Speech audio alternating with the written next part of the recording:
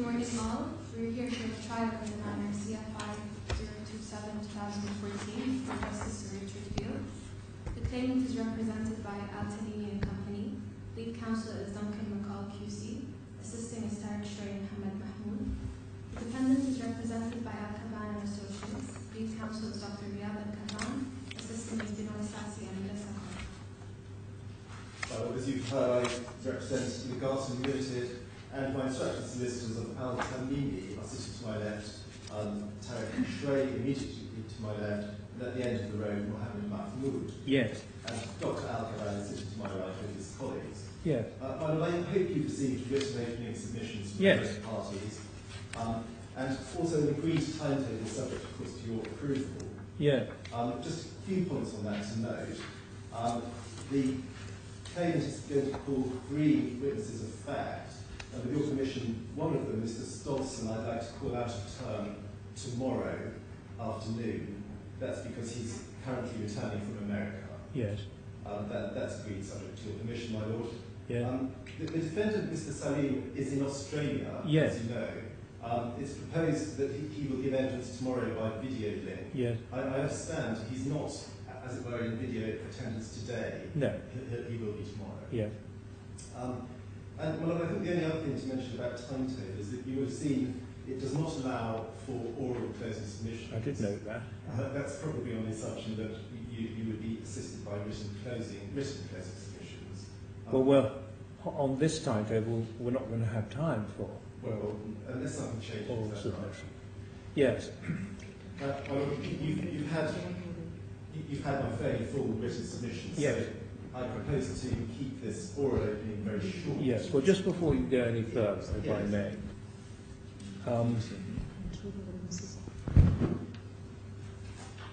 I've had all the documents, I say all the documents, all the witness statements, all the pleadings and the experts' reports, all electronically and in PDF.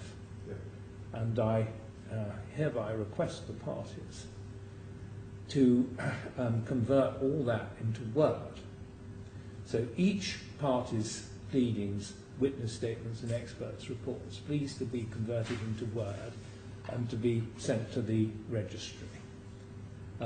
Certainly by the end of the hearing, and it would be handy to have all that done by the close of business tomorrow, if that's not putting too great a burden on the solicitors.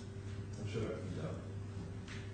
Now, I have read the opening statements and Dr. Al-Kaban's skeleton argument, and I want to encourage each of you to see if you can shorten your opening oral statements.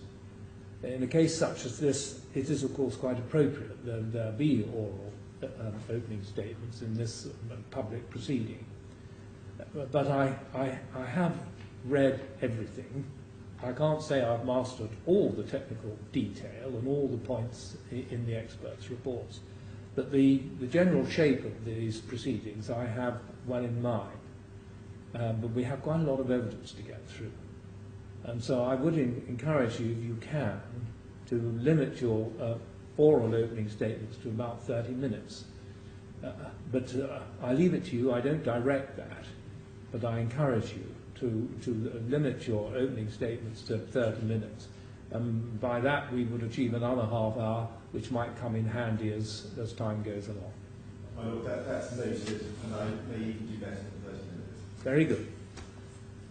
Your Honor, just to have some comment, there is a witnesses, which is claimant witnesses in the chamber.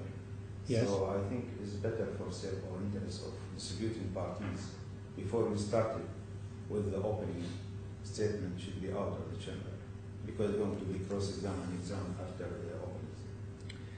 opening. Yes.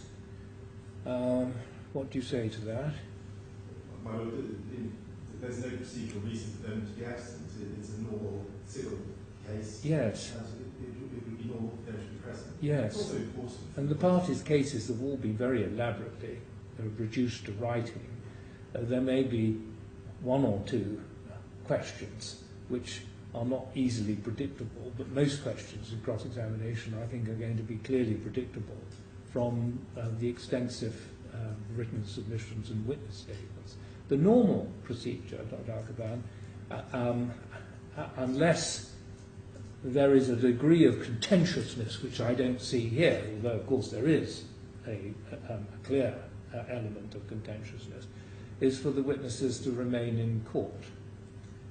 And so I do not propose to order that they absent themselves in this case.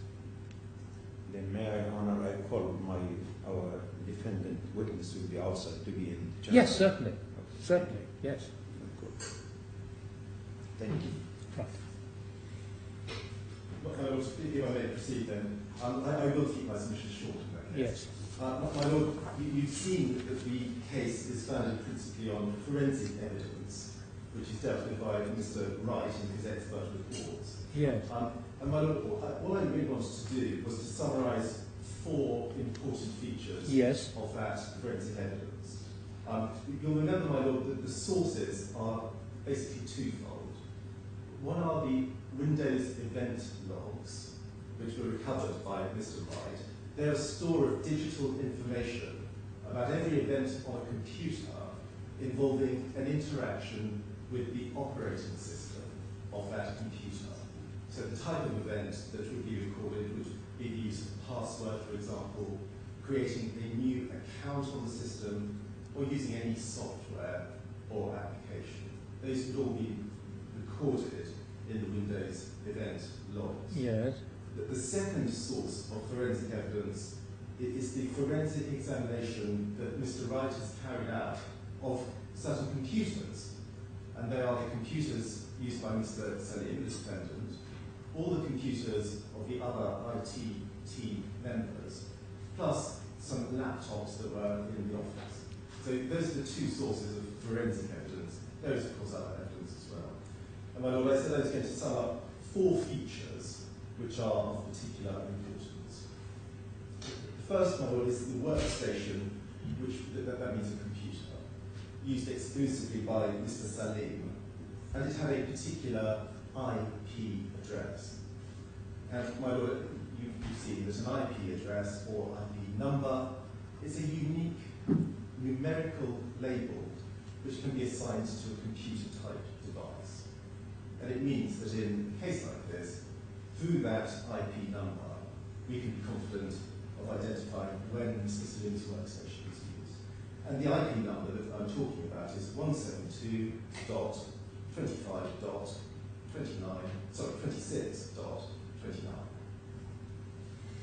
That's the first feature. The second feature is Ptolemy 1, which you read about. It's a so-called virtual server, and the existence of that, as you know, was unknown to the Garson personnel, apart from Mr. Salim on my case. Now, my Lord, a server is a type of computer, and a virtual server is one that doesn't have its own physical computer box, like the computers we're used to, but instead it exists in the form of a set of electronic specifications and configuration files which run on a host computer. So it doesn't have a physical form. And Yes. additionally, in this case, Ptolemy 1 was not only virtual in that sense, but it was unmounted. My Lord, unmounted means this, that normally when one looks on a screen of a IT system, it's very easy to get up a list of all the computers or servers on that system. But if a server is unmounted, as Ptolemy 1 was, it will not appear on that list. So to all intents and purposes, a virtual unmounted server is invisible, although it is there in a technical sense. Yes. And the important point about Ptolemy 1, as I've said, is that it was unknown to the Garson, except for Mr. Salim, until it was discovered on the 17th of July 2014, which is about 3 weeks after the incident. Now, my Lord, it was only on the 7th of August, and in the meantime, of course, Mr. Salim had returned to the Garden to allegedly help with the recovery effort. It was only on the 7th of August that under questioning, Mr. Salim admitted that he had created Ptolemy 1. He says for innocent purposes involving testing of the process of copying data for the purpose of a legitimate project. That's his evidence. I should add, my Lord, that Ptolemy 1 was not mentioned in the handover notes that Mr. Salim prepared, again, supposedly to assist the IT team when he left. And of course, the import of Mr. Salim's allegation that Ptolemy 1 was legitimate, and indeed he says that everybody knew about it and was using it, the import of that is very significant and is twofold. The first is this, my Lord. When Mr. Salim returned supposedly to help on the 21st of June, you may think it very strange that one of the first things he did not say was, well, you're looking for this missing data. It was copied, or at least some of it, was copied onto Ptolemy 1. Let's look there. Equally, and this is the second strange feature of his case, is that if, as he says, the whole IT team knew about this, it's equally extraordinary that they did not immediately say, oh, well, let's look at Ptolemy 1, because that is the virtual server onto which we'd be copying our valuable data. The third feature is the forensic evidence of a user account which was used on the IT system, and it was called CLS admin. You would have seen that. Yes. And again, this was an account, the evidence will show, was known to Mr. Salim, but was unknown to other members of the IT team. And as the name CLS admin would suggest, my Lord, it was an administrator account, which meant that the user could change features of the system affecting other users and affecting the fundamental structure of the system. And as you will have seen, in this case, the account CLS admin it played a very important role in the perpetration of the incident on the 21st of June and the build-up to that. I should add that CLS admin was something else that was left out of Mr. Salim's handover notes. And fourth and finally are two other IP addresses. They are 172.25.25.16 and 172.20.0.240. And both of those addresses also played important parts in the incident and its planning. What is interesting, you may think, about those two IP addresses, my Lord, is that they had both in the past been assigned to very old items of equipment, which had long since become redundant. And they seem to have been deliberately reassigned, on our case, in order to disguise the computer that was actually used to perpetrate the attack. What we will see from the evidence, my Lord, is a close association between the use of those numbers, the user account CLS admin, virtual server Ptolemy 1, and Mr. Salim's workstation. And once again, those two IP numbers, which had been used by Mr. Salim, were not mentioned in his handover notes. So, my Lord, those are the four most important features in my submission. There's a great deal of other highly suspicious evidence, but you may think that those four features are the most important. And what Mr. Wright has done with that evidence is to produce the timeline, which you would have seen in his report. And I'd like to remind you of the summary of the conclusions we draw from that, from my skeleton, paragraph 51. I know you've read it.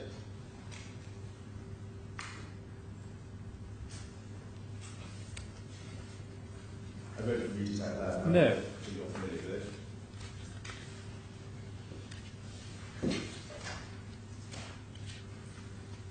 Just give me a moment. Yeah.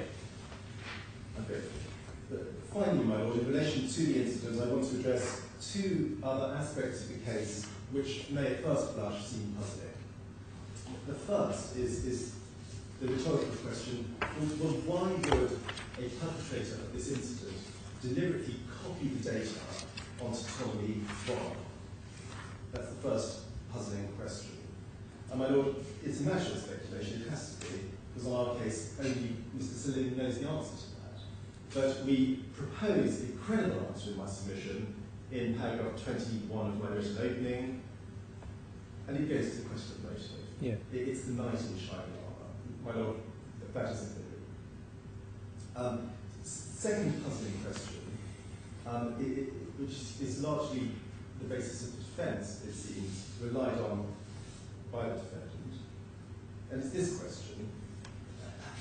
Mr. Salim's last day in the office was the 29th of May.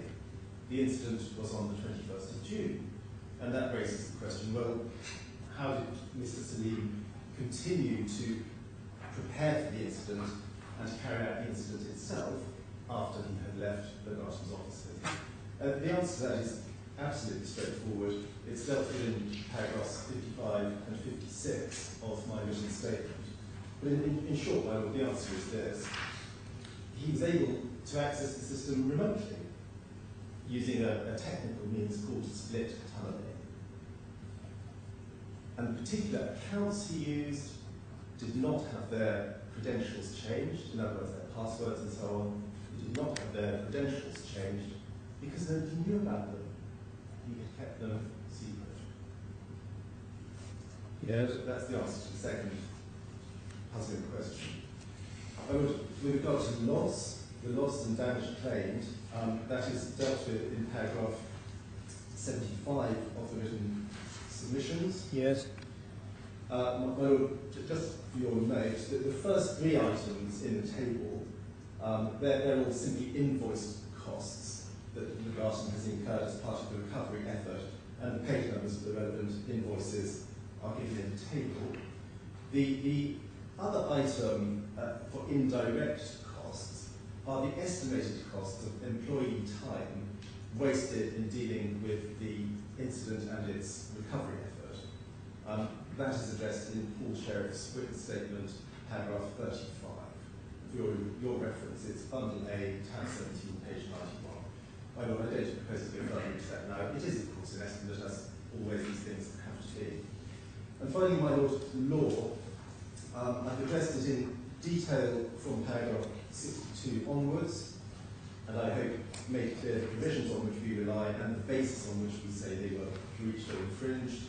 Of course, I'm happy to answer any questions, but I wasn't going to say more otherwise. Yes, but I did have a question for you. Well, perhaps it's more in the nature of an observation. These are civil proceedings, and the civil standard of proof will be the applicable standard of proof. But this is a case where very serious allegations are made against Mr. Salim. And the conventional approach in English common law is to say that the more serious the allegation, the greater the departure from what one would normally expect from an honest and straightforward individual. The more cogent must be the evidence before the civil standard has been achieved. Do you agree with that approach? Well, I do. Some might say that in substance it works out as the criminal standard, although we express it in terms of the civil standard. The court has to be convinced on very strong evidence before it can conclude that these serious allegations have been substantiated. Well, that's understood, and the case has been brought with that thought in mind. Thank you very much. Well, thank you. Dr. Giacobbe. Thank you, Madam. Before my Lord to start with my opening statement, there's some preliminary issue I want to raise to the court regarding there is an evidence which is representative of hard drives submitted on 4th of August 2015 without any permission from the court, and then we don't have any chance even to comment or submit the defendant defense on this issue. So that prejudices the defendant rights to comment on hard drive. So we may request the Honorable Court to disregard this evidence as submitting without leave from court and permission. Well, I'm going to have to ask you to develop that a little. I've seen references in what I've read to requests for information, which your side submits have been improperly refused. But if you want to make a substantial point about that, I'm going to have to ask you to develop it so that I can understand it better. Okay, thank you. And there's another issue, my Lord, regarding the amendment of a witness statement of the claimant, whether it is 3 of the witnesses and the expert witness, regarding the which is submitted yesterday at night. So we have no chance even to comment on this amendment of the witness statement, and it's changed substantially regarding Ptolemy 1, which is a 2 brackets, what they feel is the issue of this case. And the witness, which is most important, is Mr. Corman Ofele, has submitted 2 statements, never mentioned that Ptolemy 1 is in Dubai, and now yesterday by evening he submitted an amendment. He agreed with Paul Wright, which is the expert witness, that Ptolemy 1 is actually based in Well, when was Dubai, Mr. not in Thailand. When was Mr. Wright's supplemental report served? Night, I think. Yeah, 5 o'clock about evening. As recently as that? Yeah. I see. So we don't have even chance to comment on this, and a part of it, and will be, I think, is a corner of today. Well, if you, it's open to you to apply for time for any recently delivered fresh evidence, so that you can take instructions and the like. But if you're going to make such an application, you'd have to take me through it and to show me so that I can fully understand the timings of the arrival of this evidence, and can understand the case for saying that this is of a fundamental character which requires a time on your side to digest and to consider. So, my opening statement, my Lord, would start from point you raised to my colleague regarding whether there is a strong evidence in this case to litigate the defendant of allegation which is being raised by the claimant in this case regarding the destroying the business data by launching a system incident. Where disagree, all parties are the witnesses. You have fact witnesses, they depend on it, the 3 of them, which is their witnesses based on their knowledge that the bad motivation of the defendant is because he is expertise, he has a knowledge, and he is the brains of the IT system of the claim. So these 3 issues or more, how is they describe the defendant? Is a genius. Then they accuse him that he is the only person can carry this attack or into practice incident in their system IT. The point which is raised by all of them, which is the fact witnesses, none of them is saying that has any strong evidence or have seen the defendant do something wrong, or he is using his password or username after his resignation and departure from the claimant. Only they say, this guy, he was the brain of the claimant.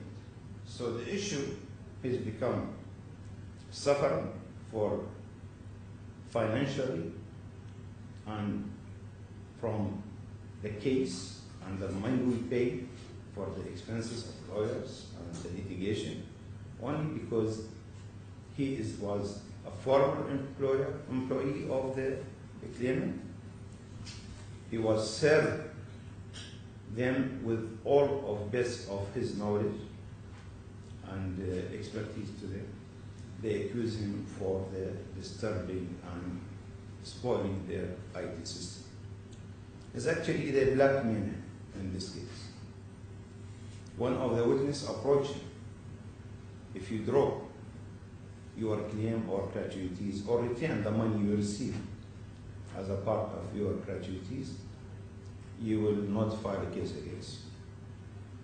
So this case is a lesson to all claimant employees that if you resign by your will and wish, you will get the same treatment we got with the defendant. So the issue is not there's a case. I found from reviewing all the witness statement and in two brackets what's called expert witness, which I feel there's no technical point he raised. The expert witness, which is the claimant depends on it, is merely saying that there is 3 accounts and 2 IP addresses has been used by the defendant, has been used from date of March 2014 to May 29, May 2014. This period, my lord, the defendant was in charge of the server and the data storage. So he was in charge, like someone accused him of something, touch the network and getting through and get out from network of the claimant while he was in charge of the server and the data storage. The Department of IT system of the claimant divided into three divisions, and each of the employee is in charge of one of these divisions.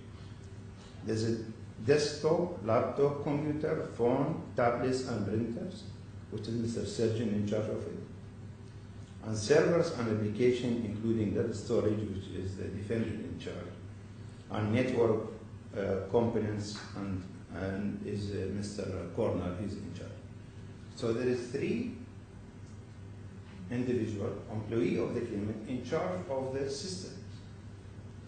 They put all the blame on the defendant because the defendant, he resigned. They say, yes, he has a bad motivation to do it. Why? Because his eye on the head of the IT system department. IT department was run by Mr. Benefit Bader, resigned in 2014. So they said because the company or the management of the company not promote the defendant to be the head of this department, he planning this as the expert report saying of the claimant, saying that he started from March 2014 until May to get in and out in this program. And then he created Ptolemy 1 to save all this information there. So the expert report, he gets by 2 points that this 3 accounts and IP addresses being used by the defendant while he was during his employment course with the claimant, and he created the Ptolemy 1. But when he recovered the information, he didn't say, why not recover the logs? My logs is like a record all the events in and out in the computer. So if he is a professional and he recover all the information, what is the logs? You can know who getting in and who caused the damage and who caused all this story. You don't need any rumors. This is a court, it needs strong evidence. I didn't find any evidence in this case to put very serious allegation against the defendant without any evidence. Only speculation, and they feel this, or they might be, they could be. For example, one of the Borrite statement saying that he depends on the witness statement, and if the court believe it, then Mr. Arsal, he did it. Can be a technical person. Why the court need help of technical professional? Because the court cannot understand this issue. I don't understand what's going on in this case without consulting some professional to explain to us what's happening in this case. What is the going on with the network and system? What he said, the expert, he said, the above action which involved the changing of the password must have been conducted by the Mr. Salim. If the evidence of Mr. Corner Offline referred to above is to be believed, so can be an expert, but his point, professional point, depends on the witness statement, which is still, he presumed that his defendant might be done because he would not be appointed as the head of the department. Well, this is a case that is brought on the basis of circumstantial evidence. That what I mean. And as you do forgive me, as you will readily appreciate, a case based on circumstantial evidence involves looking at individual pieces of evidence, a little bit like a jigsaw puzzle, and then seeing when those pieces are put together whether sufficient proof is before the court to establish these very serious allegations. And so the court has to look at a range of different evidential aspects.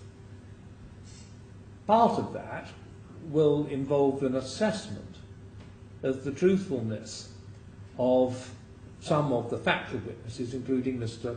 Connell. Because Mr. Wright's approach, as you've just reminded me, to some extent depends on whether the court accepts the evidence of Mr. Connell. The exercise that we're engaged upon is looking at all the different features that the claimant draws to the attention of the court. And then the court, having heard all the evidence in your submission, stepping back and asking itself, well, is the overall picture so compelling that a fair and just conclusion is that the defendant did carry out this attack, or does the evidence fall short of establishing those allegations?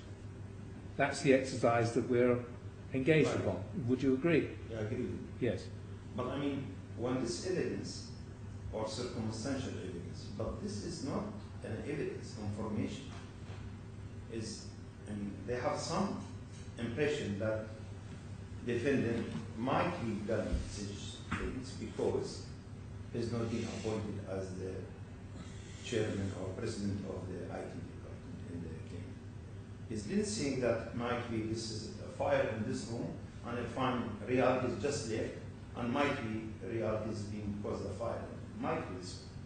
But you cannot say, I'm working in the DRC, and every day coming in this room, and I say, yes, I say, yes, of course I have to come to this room, because my work is there. And the same example which is raised by when you ask about security, what is security protocol? It's not issue because we are worried about the claimant. They should be saved their data. We want these questions because we want to know for right how he recovered how he did recover the information. As actually Borite didn't recover anything.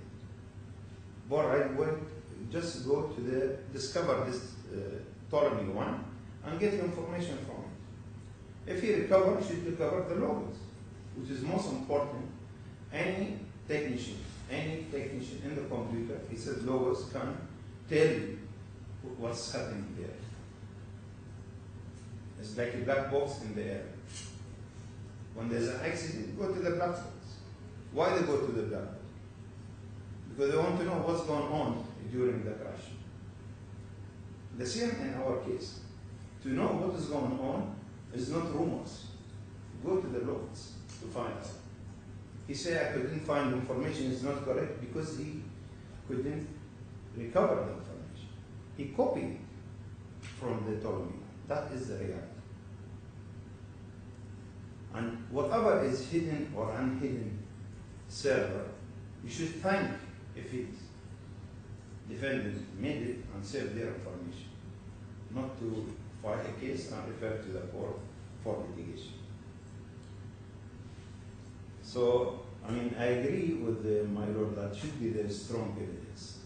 From my point of view, I didn't find any strong evidence in this case to be blame the defendant for doing such things, and I disagree with my colleague when he put an example for the protocol or security protocol, what he called it burglar. Oh, yes. There's no defense for a burglar to claim that the front door was not securely locked. Yes, I remember reading that. Yeah. So our defendant is not burglar.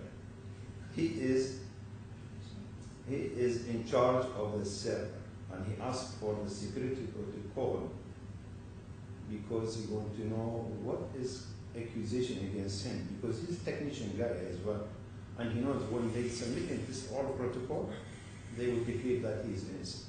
But they hide. He said, no, it's a relevant issue, which is relevant with this case.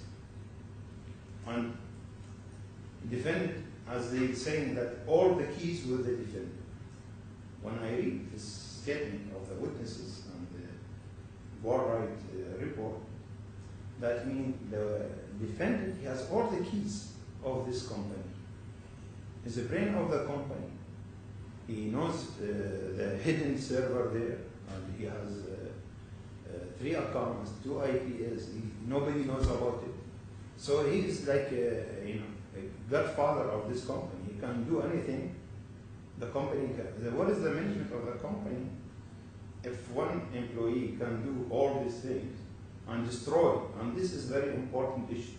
This company is investment and financial company dealing with the market, and the IT system. And the IT system is very important for them. It's not the issue like file lost or something. Their business doing within this program, with this system. If this system collapses, they have no work. They cannot do anything.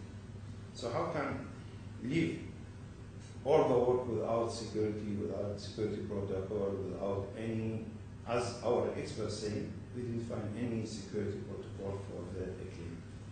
And that's the reason when there's hacking in the account, can be anyone, can be one from inside the company or outside the company. It's not important the one who is in charge of the IT department, he did this incident in the system. Can be anyone, can be. And that is, I mean, from all the story around the world, we found out there's hacking. Even Pentagon system has been hacked. Doesn't mean you go to the Secretary of Defense and claim him, because he's the brain of the Pentagon, and you file a case against him. So all this my argument, you want to tell my lord, there is no strong evidence in this case to be referred my client to the court for the litigation. What I found, this litigation is very serious, and this is like a criminal. According to the UAE system, hacking account is a criminal, which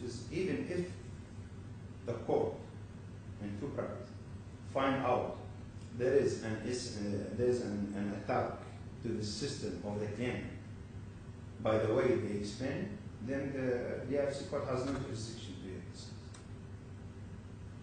Because it will go with the penal code of UAE and should go to the jurisdiction of Dubai courts.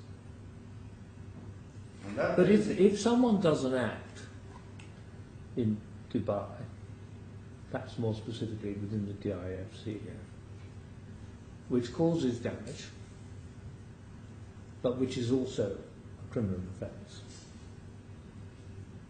the party suffering the damage has an entitlement to sue to recover compensation. Right. So although there may be a duality of jurisdictions, the injured party can go to a civil court and seek compensation, and the public prosecutorial authority, if it chooses to do so, can prosecute in the criminal case. But the fact that there is a possible criminal case does not deprive this court of jurisdiction to determine a claim for loss, does it? I agree with you, but Yeah. you need to prove the mistakes. When there is a criminal, for example, case, Yes. and being convicted, so it will be easy for the DFC to decide on there is any damage and there is any causal relation between the mistakes or the convicted in the criminal case and the damage. And then we'll decide it, and then the DFC has jurisdiction in this case. So the case is to prove the mistakes, which can be proved if there's a criminal case by convicting the accused, then it's easy for the civil case to decide on it. Or to put all the burden on the court to decide it and to know who has done or did these mistakes, and then we have to know what is cause of damage and what is the relation between the mistakes has been done by the accused or the defendant and the damage caused to the claimant.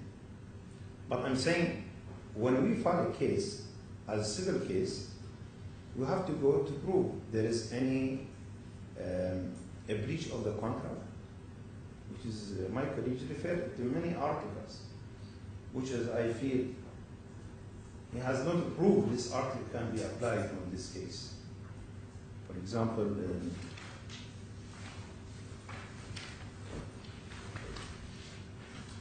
he referred to Article 37, 31, and 34.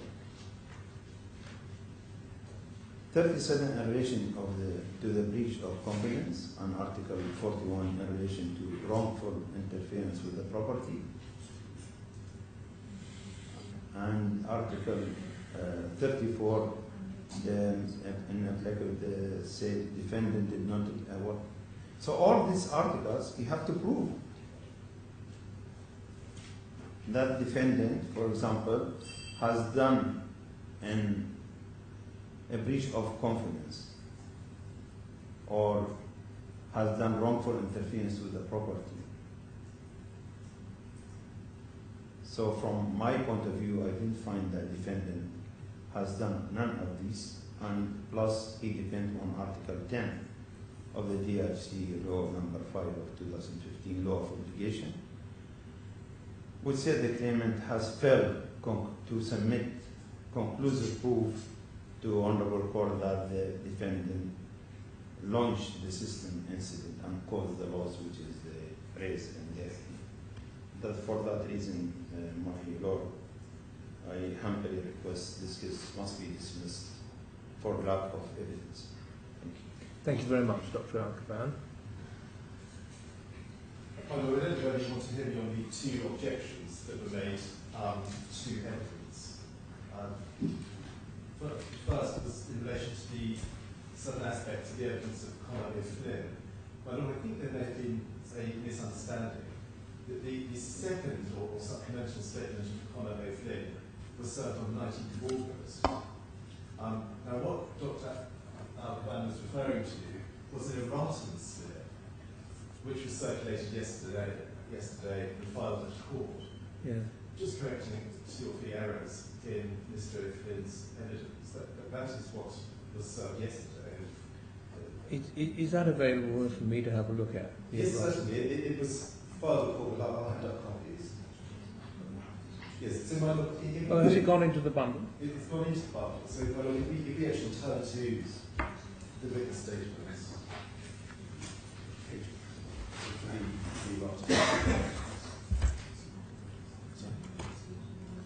The bundle A, tab 6. Tab 6. Tab 16. Oh, 16, yeah. And at the end of that tab, 81.1 should be the first graph.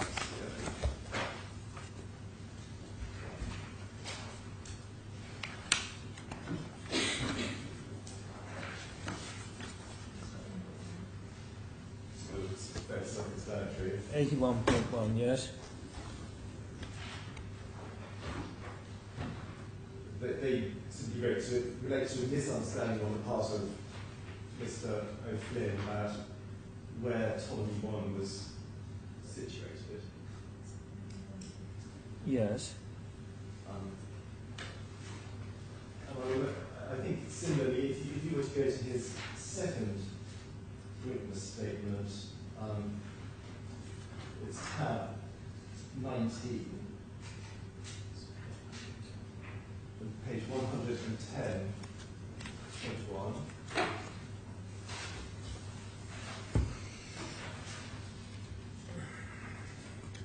We'll see the other errata slip there.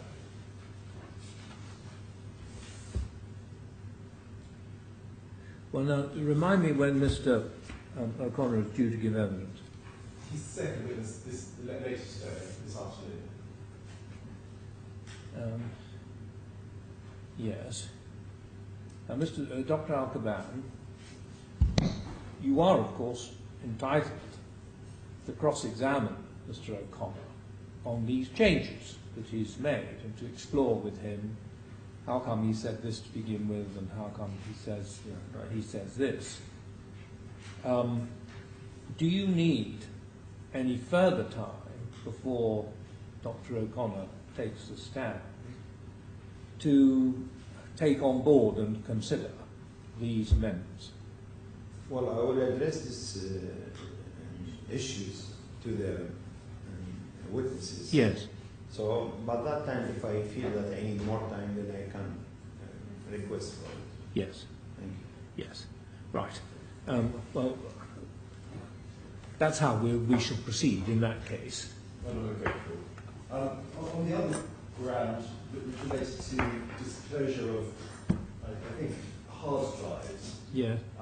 Again, with respect to the objection wasn't fully particularised, but doing the best I can, my lord.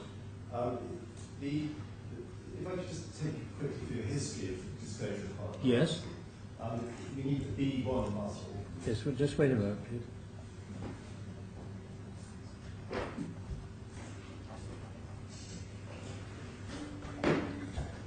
B1, yes?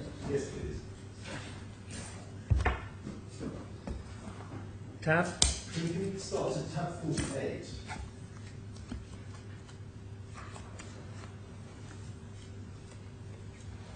Yes. Well, you may recall that at an early stage, Mr. Wright produced a preliminary statement Yes. of his findings. This is 28th of August 2014. Yes. Although I don't need to go into any detail here, but it relies extensively on the Windows event logs, which is really covered. And that's very clear from a quick reading. Yes. So, my lord, we're talking about Windows event logs here. Yes. We then go to the disclosure of relevant documents or logs. Back to tab 30, please. Well, I should add, all this disclosure was made voluntarily. It was never requested, and no objection has been made until today. So I'm slightly taken by surprise. But I think in tab 30 you have a letter from Altamini of the 12th of May 2015. Just wait a moment. Sorry.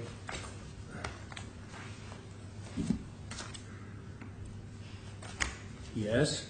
So on the 12th of May, Altamini disclosed in item 2 a disk containing the viewer event logs of the two main servers, alpha and beta. Yes. Then that was supplemented at tab 34 on the 2nd of July. Yes. Again, you'll see from the second paragraph, it notes the defendant has not requested this data, but in the interest of ensuring equality of arms, and so Yes. we want to disclose it. And these are the event logs and various forensic images of computers. Yes. And finally, tab 35, 2nd of August, the hard drives containing basically all the computer logs. But up until then, we disclosed the ones that are mentioned in the reports and relied on. But just to ensure that there was nothing that could be said that had not been disclosed, this is the final tranche. Well, has your side received from the defendant's representatives any written request for disclosure of hard drives? And has there been any application made to the court on the case management conference and the like for this specific disclosure? No, absolutely not. My Lord, finally, you probably remember that the supplemental report of Mr. Berecha, who's the defendant's Yes. expert, is dated the 27th of August. Yes. So even after this last tranche of disclosure, he had 3 weeks or so to take it into account. Had he wanted more time, he only had to ask, he didn't. And as I say, no application to be made. Now, I do recall reading somewhere that some logs, I think involving the security system in Thailand, are not available. Yes. And it's your case that the defendant was responsible for those logs being deleted, if I can use that word, for their disappearance. And that, in terms of quote, missing information, unquote, is all that I was aware of in the course of reading the documents. There's been no request for production of those logs that I've just referred to, or any application for any verification by affidavit as to what happened to those logs. Let's check. No, my Lord. And of course, there are quite a lot of logs that, on our case, have been permanently deleted in a way that they cannot be recovered. Yeah. We have disclosed what we have. Yes. Yes, so thank you very much. Well, Dr. Al-Kaban, do you have any application before the court in respect of disclosure of any hard drives or logs and the like? Or were you really making a forensic point that there are gaps in the evidence, so to speak? Actually, we don't have any application, but I mean, this issue raised by the defendant expert, he said he need more time because there is hard drives that been submitted, because it's technical issue. And they make a disk with a lot of information. As you know, my lord, you are a lawyer, you don't know what is in hard drives and so on. So the expert raised it in his contact with us, and he requests more time to review it because time was so short for him to review all this hard drive and submit comment on it. But at the moment you don't have an application? No. No, very well. Thank you very much, Dr. Al-Kaban. My Lord, subject to any further questions, may I call our first witness? Yes. Mr. Sheriff.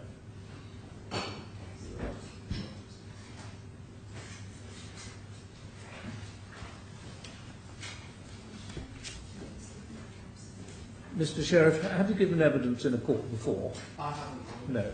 Well, I'd like you please to remain standing whilst you take an oath or make an affirmation, and then you're very welcome to sit down to give your evidence. Thank you. But please remain standing until you've been sworn.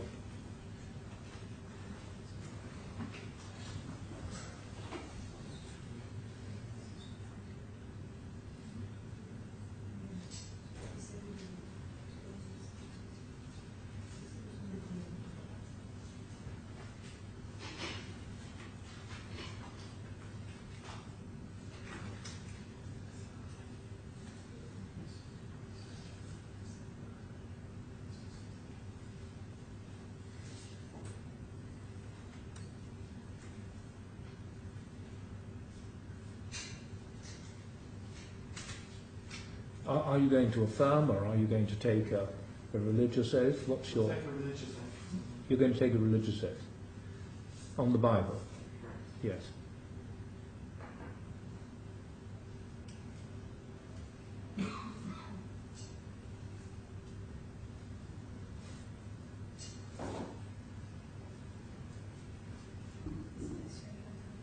That's Hold it up, please.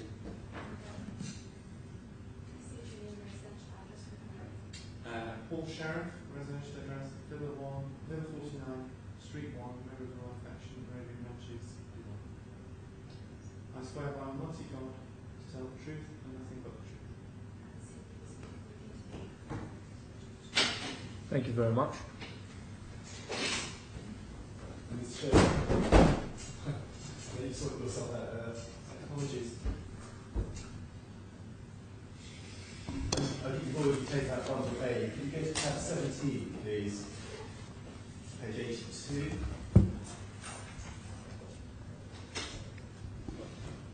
I believe you, the board sheriff, identified on the first page of that witness statement. I am. And you go to page 91, please.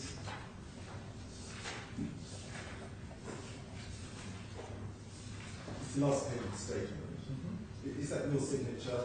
That is my signature. And you signed that, did you, on 21st of May 2015? That is correct. And behind that, you should have the Rotten slip. Do you? I do. This is page 9101. Can we just follow that through? So it goes to your statement, paragraph 21, please, on page 87.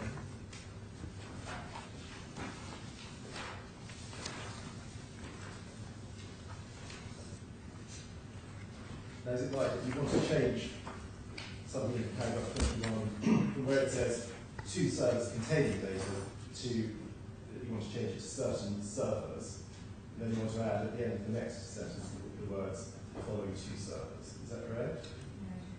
That's correct. It was a bit ambiguous, the first word mentioned was correct. And then if you go on in the statement to page 91, please.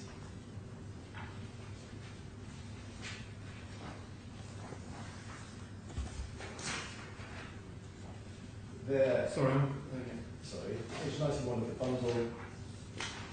Yes. That is part of paragraph 35 of your statement. You can see that on the previous page. And this table, do you have that? Actually, If you look at the bottom left-hand box of the table, you can see the figure 8 weeks.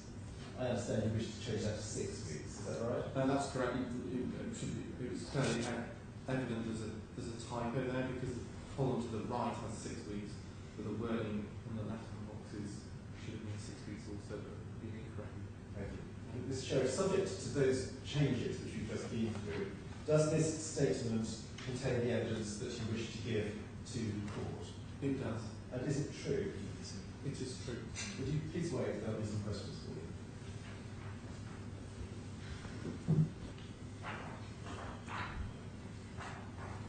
Hi, Mr. Dr. Kaban is the defendant, representative and counsel. May I ask you questions? Is how long have you been associated with the client? Sorry. How long have you been working with the client? I first got to know the claimant when I joined the Garden, which was in March 2013.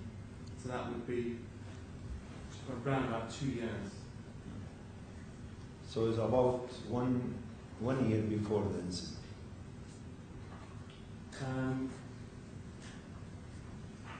Sorry. Let me just recap. No. Sorry, I joined in March 2013. The defendant went in May 2014.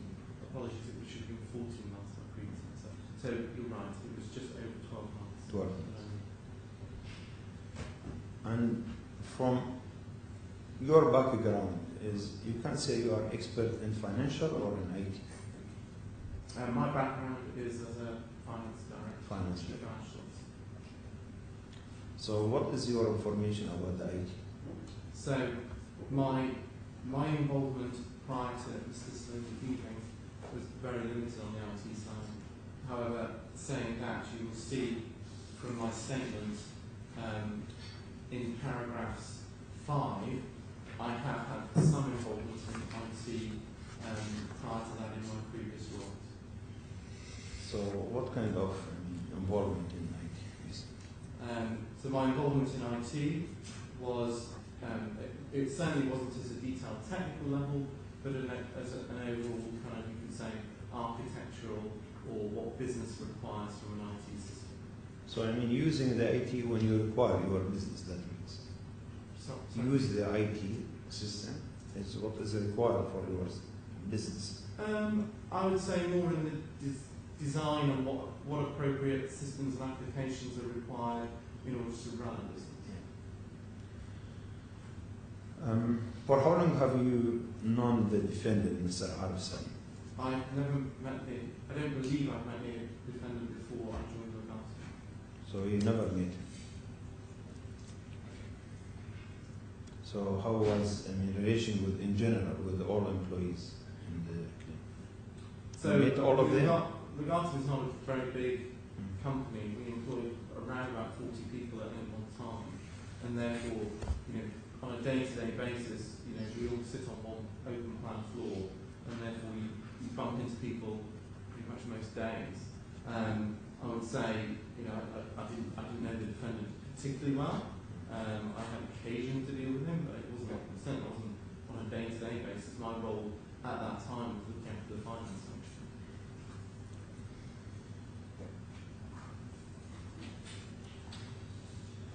Then what is your point of contact in relation of all IT-related issues?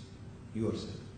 Before this incident, my involvement was on the finance side in terms of what systems do we need in terms of the finance affairs of the business.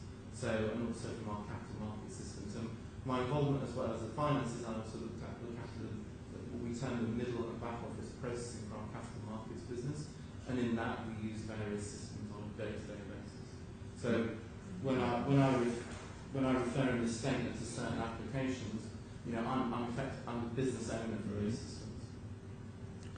But at the time when you joined the claimant, Mr. Arfsan was Vice President of IT, That's just what he administrator? He referred to himself, I believe if you looked at his email that went externally, that was kind of what was written on the footer. And when we talk about a memo he wrote to the Chief Executive, shortly before he left, that was the description he used himself of his role. He used himself or being appointed by the claimant or the management of the claimant? That predates my time at the Garden, and I can't comment on that, I'm afraid.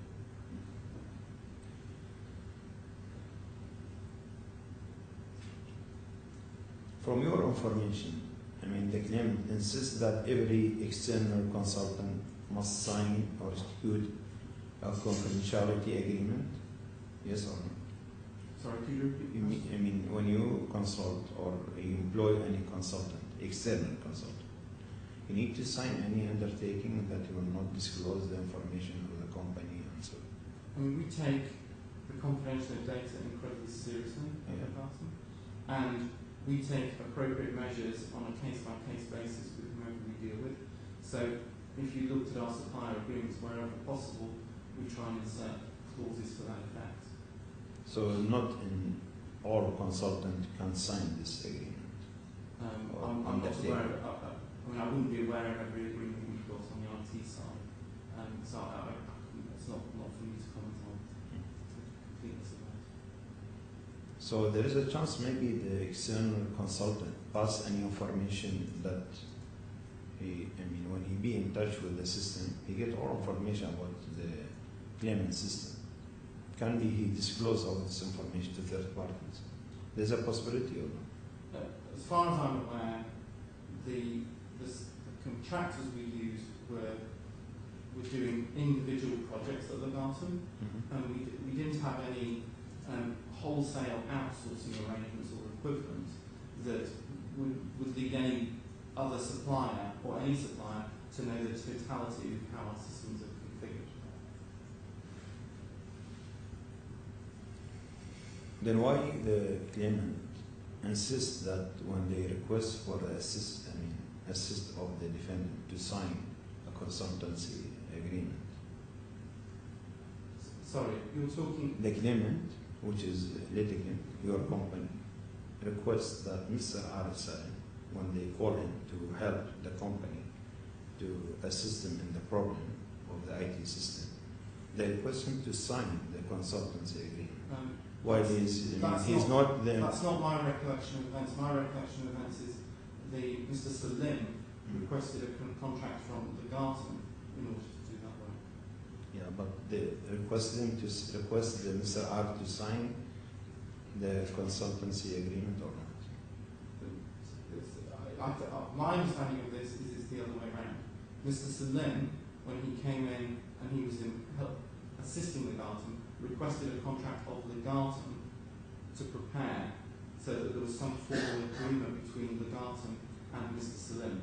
So the request actually came from Mr. Salim for a contract to be prepared. The Garton duly prepared that contract, and then Mr. Salim actually eventually did not sign that contract. So that means Mr. Arif, he requests to sign the agreement, do you mean? He requested a contract to be put in place. Yeah. That's my understanding. Okay.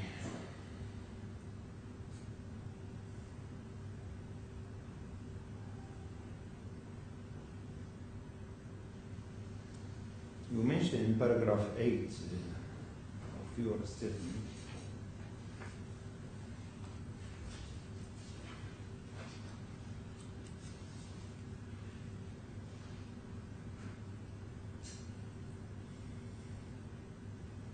I note that you have mentioned that Arif Salim rule and responsibility were adequately described in the memorandum.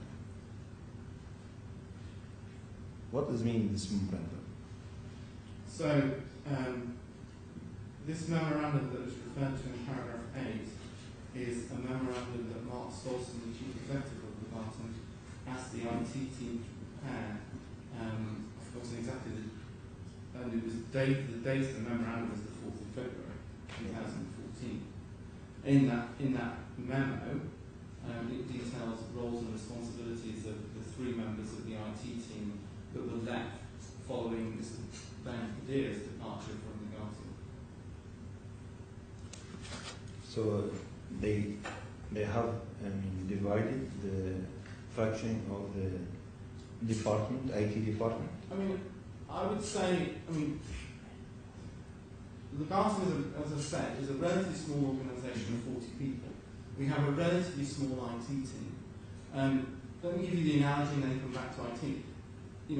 We've got a finance team, but I wouldn't say that notionally one person looks after an area, but a lot of knowledge will be known by the people around them.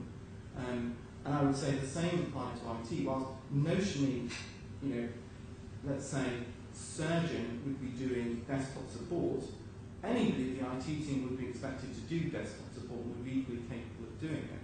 So in the same way you get other aspects, that the knowledge isn't just known by one person in the IT team, a number of people can help out. So, Arif, especially given he had been there 10 years, would have known a great deal about an awful lot of things because he was there by far and away the longest serving member of the team. And the IT infrastructure had developed over that time from what started very simply to what was quite complex towards the end of his period of that.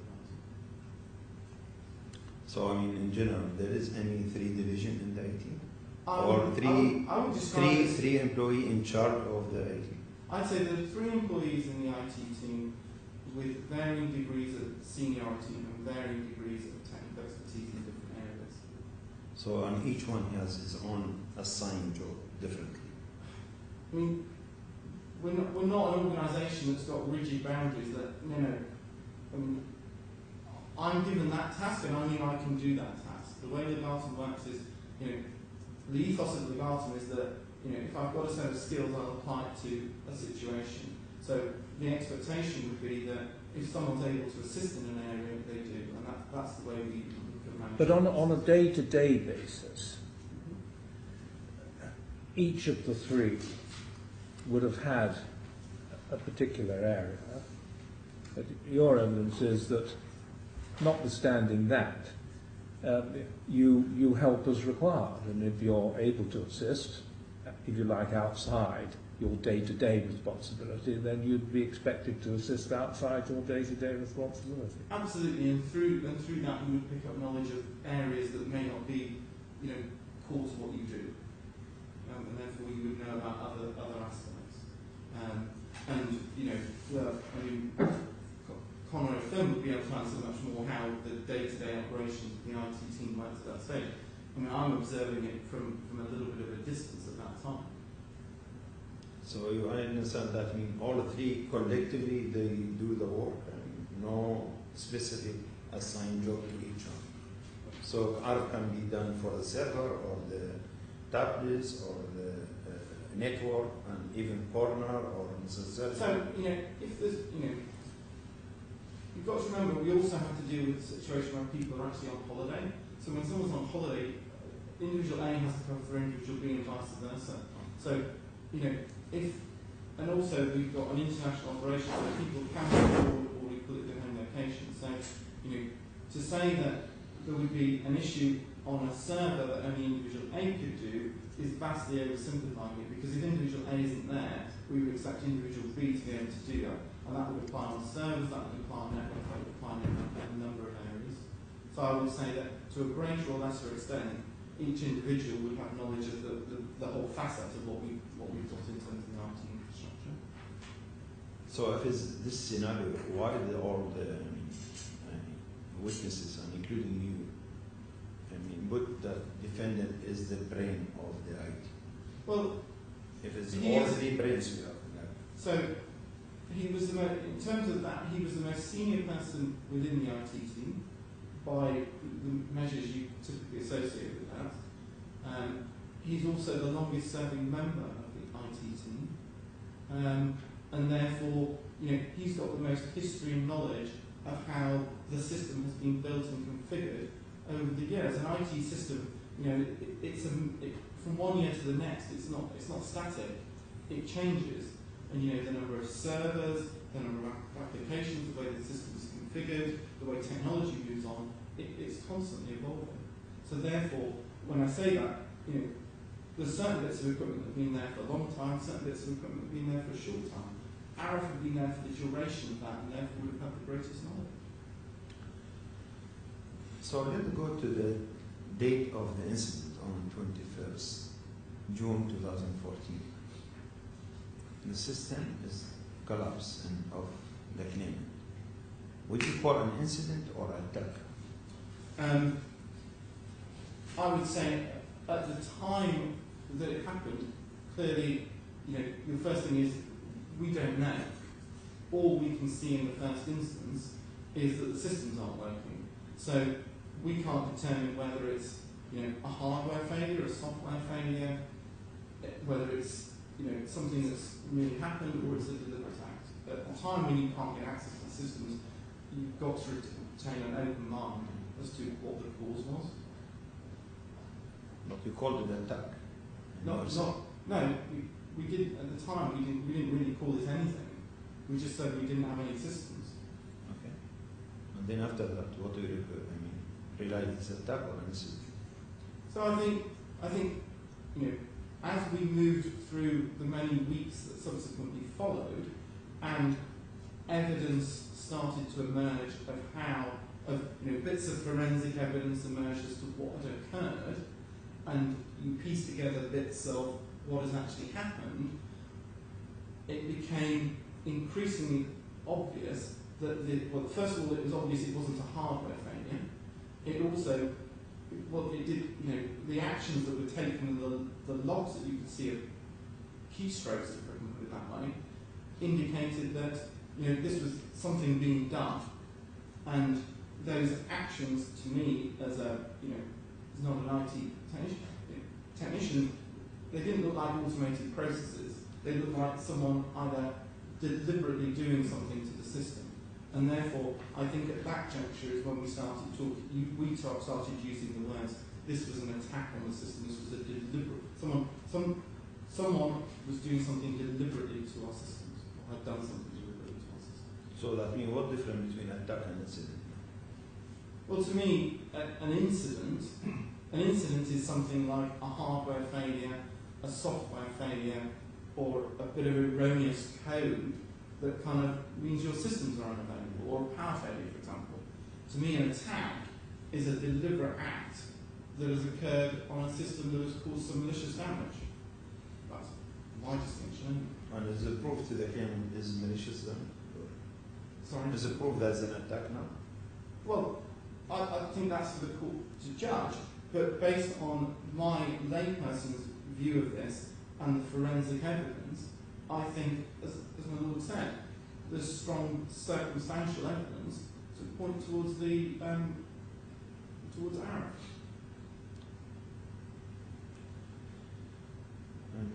If you go to your statement on paragraph 17,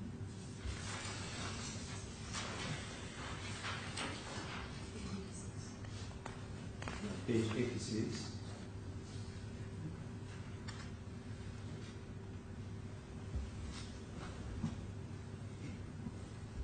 you state that Arab Salim justification for not signing the consultancy agreement was unreasonable.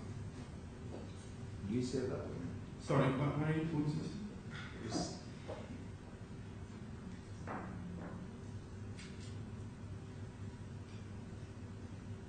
We say Arab Salim refused to sign the contract and gave a number of vague reasons as to why he would not agree to the term outlined in the draft contract, including that he's a right or not? That's correct.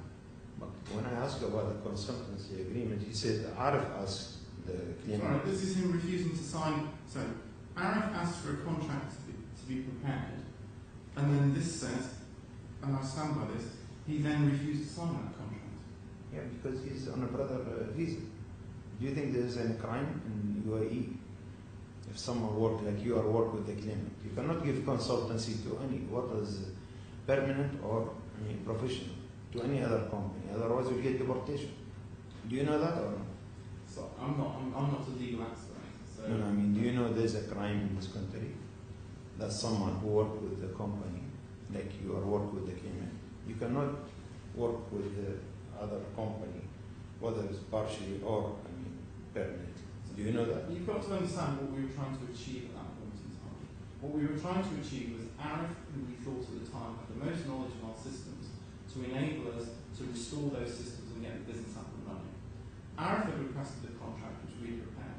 Now, whether the legality of signing that contract or otherwise, I am sure if we had wanted to, we could have found a way to make it work and make it work within the letter of the law for Arif to help us out. We were just seeking to get help within the business from someone who was a recently departed employee to help us out restore the system at that time. But I mean, if someone refused to violate the law and obey the law, it cannot be he cannot face some consequences on him. That all statements that is he refused to sign, that means there is some indication that this Arab Salim did the system incident.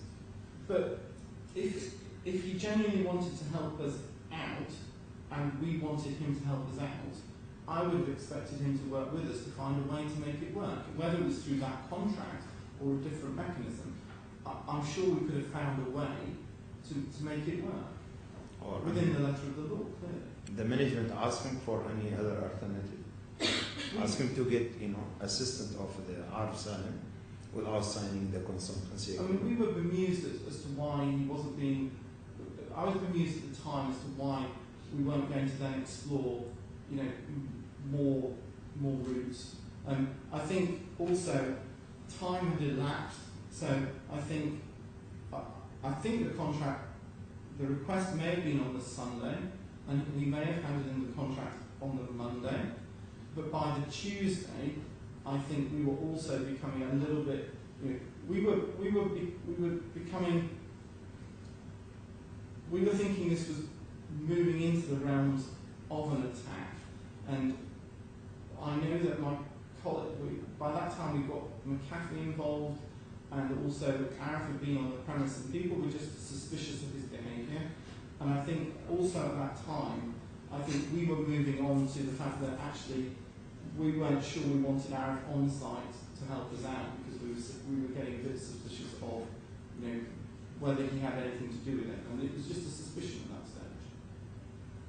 On the same paragraph, you mentioned that you asked him whether he had booked his ticket. He said he hadn't. I found it odd. That do you think that, you know, if I told you I'm going to travel to London, and then you find out I didn't book my ticket, this is an odd in this behavior? Well, I mean, I find it strange to think that, you know, Australia from Dubai is maybe a 12, 14-hour flight away, and he's got a family with children. If you're planning on doing such, what I'd say is an extensive trip, you know, and a couple of days away, I just find it strange that you haven't booked such flights. So it doesn't even give any indication if you are not booked. I just find, all I can say is I found it strange.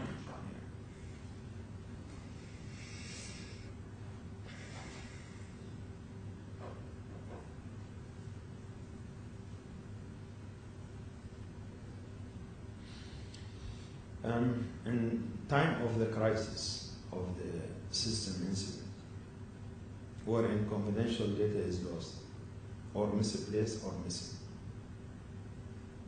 will you focus your efforts as management of the claimant on retrieving the said data, or you will focus on investigating the reason behind loss of the data? I mean, our first priority, actually, when the incident happened, was to actually get the business. The incident happened on a Saturday. Our priority was actually to get the business up and running on Monday morning when capital markets opened, and that was our initial focus. And we did a number of efforts, in terms of getting access to alternative emails, access to the really critical data we need, which is our trading positions, and that was the initial focus. The focus thereafter was on twofold. One was trying to get access to as much data as we could within the systems once the domain controllers one of the domain controllers was recovered. And secondly, with McAfee's advice, to preserve as much forensic evidence as we could. And then and the point there was to preserve the forensic evidence and store it in a manner that was appropriate, and then once we preserve that, to continue with the recovery and at some later date come back to some of the forensic evidence. So the priority for recovery or for investigation? The priority was to recover data, but to preserve forensic evidence. So if it's priority for recovering of data, what is you feel that is, in your statement saying that you asked Arif, as stated in paragraph 18, I think. Yeah.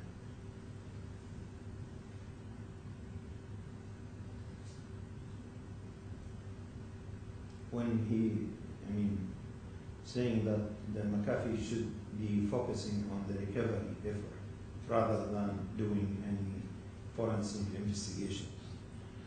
Why you feel this is odd?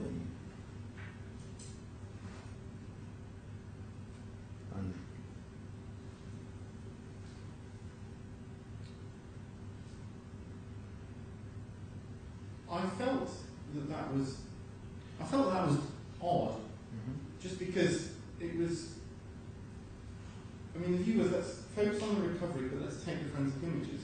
It was almost as though he was saying, well, you don't need to bother with the forensic side of it, and I just found that quite strange. Strange. So if there's a fire in the room, you will try to put the fire off, or to try to find out who caused the fire in the room. Well, I think you try and put the fire out, but thereafter, and then you find out. But I think the analogy there for me would be you put the fire out, and then you preserve the scene to go and investigate what's going on. You don't put the fire out and sweep away the room, so you don't know what caused it, and rebuild it straight away. So priority to put the fire out. Correct.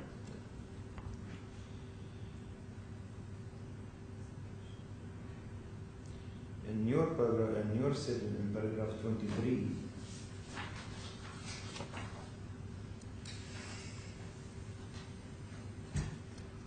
you say that which almost all the victims lost data aside from the victim emails has been copied and recovered. That all the lost data has been recovered. Whatever is the reason behind it. So claimant recover all the business data.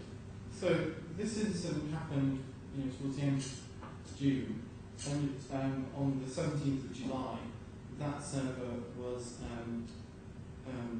identified, accessed, whatever you want to term it, and we had access to the data that was stored on Ptolemy 1. That is correct. I go on to say what was unusual. So within the business, we actually have a drive that I've referred to elsewhere called Ptolemy. Ptolemy is a network drive that stores files, and those files are, for instance, the finance team would have a drive called Finance, and under that a series of documents, and I would have a drive for myself with all my documents. What was noticeable about Ptolemy 1 was not only did it have what was on Ptolemy, but it had some databases of our key systems that were on other devices which had been copied. So, for instance, we have a finance system which runs on a separate server, and the data is stored on a separate server. That data too was on Ptolemy 1. It was a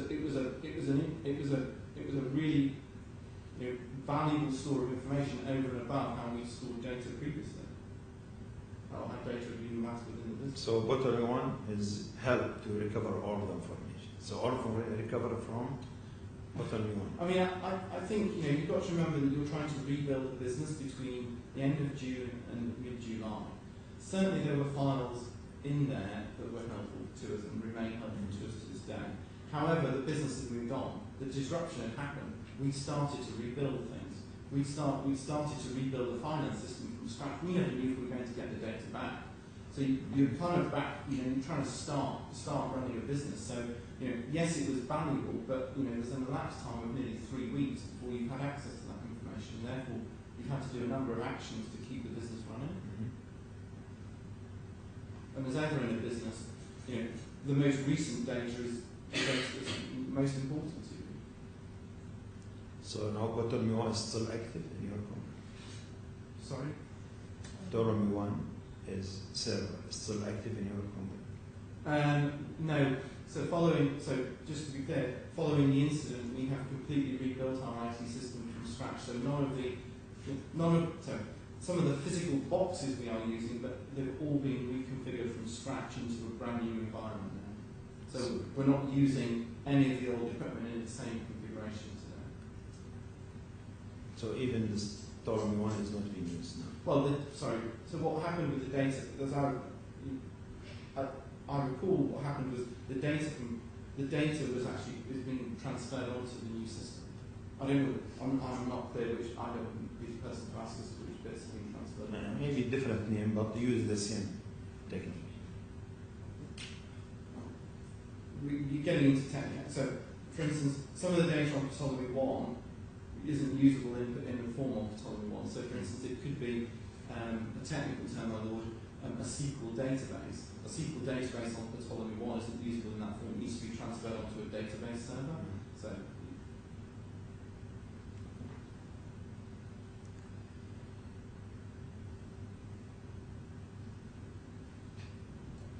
do you think that, with the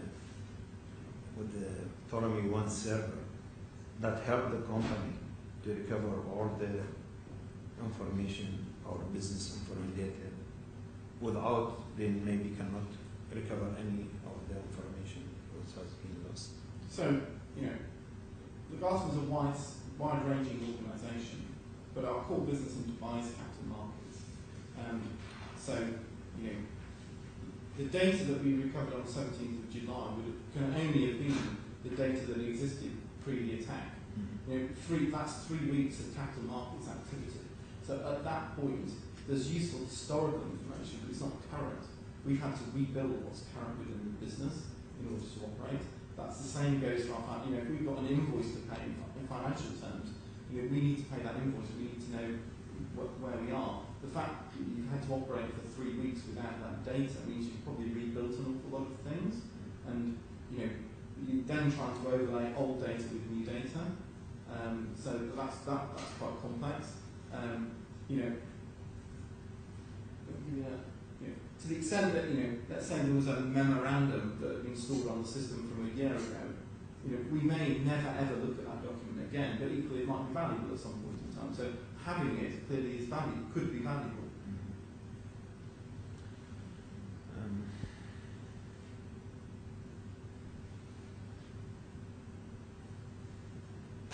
I think you have, background about the IT as well.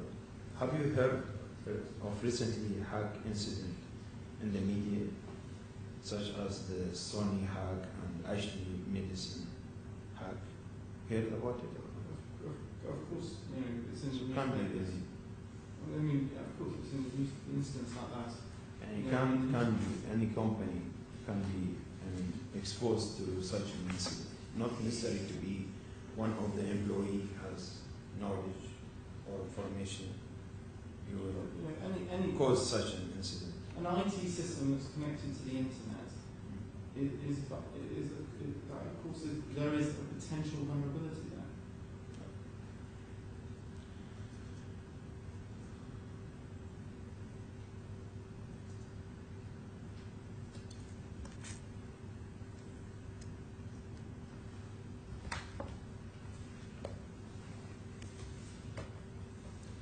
In your statement, alleged that Mr. Arif Salim disrupted the payment system as he was hurt for being ignored for the post of director of IT.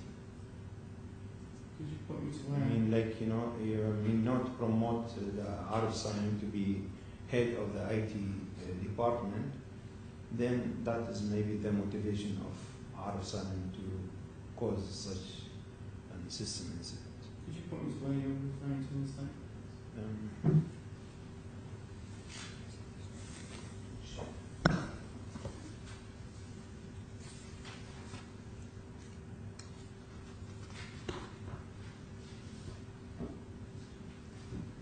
But in general, do you agree on this point? Sorry, could you repeat? Do you agree Well, that is... in paragraph 30, Yeah. you make observations about a possible motive in your witness statement. Yeah, right. Paragraph 30. Sorry, could you repeat the question? The question is, do you think that is for not to promote the Arif Salim as to be the head of the IT department? He has motivation to cause or launch such a system incident. I'm not Ariston, so I can't. Only he can answer questions about motivation. He may well have been aggrieved that after 10 years of dutiful service, having served under Ben Padilla, he may well have expected, as I can say, a tap on the shoulder to say, the job's yours, so to speak, and may well have been aggrieved that didn't happen. So there's no effect on this whether it be promoted or not. Sorry, there's no effect on this. What you said in your statement, making it clear that Arif would not be considered for promotion to the role. In addition, management conducted a review of the IT team and the system, including asking each member of the IT team to document his role and responsibility. Both of those factual statements. One was, by the mere fact we instigated a recruitment search externally, it would have been clear that we weren't going to appoint someone internally. And secondly, there was a request, as previously talked about, from the Chief Executive, Mark Stolson, to ask each member of the IT team to document their roles and responsibilities.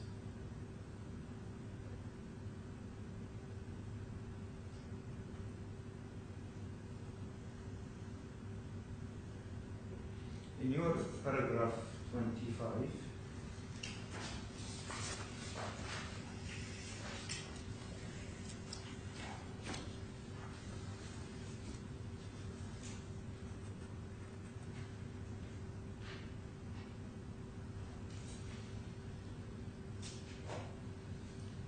that informed the court that Arif Salim was unable to recall the password of the cymatic backup system.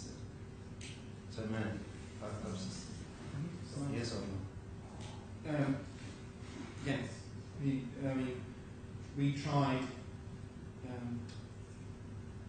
This occurred when I was actually flying back from the UK to Dubai, and I believe Arison was asked to write down all the combinations of passwords that could have been used for the semantic backup exec system, and those were all tried, and none of them gave access to that system, all those tapes.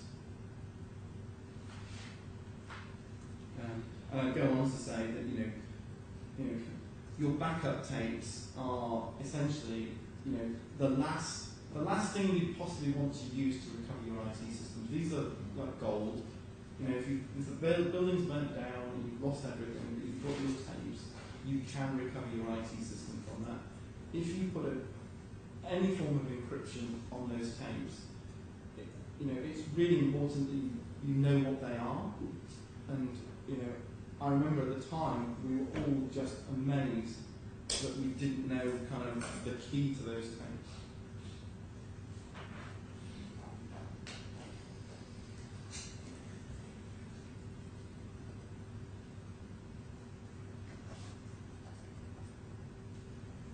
What do you mean by your statement in paragraph 29, page 89?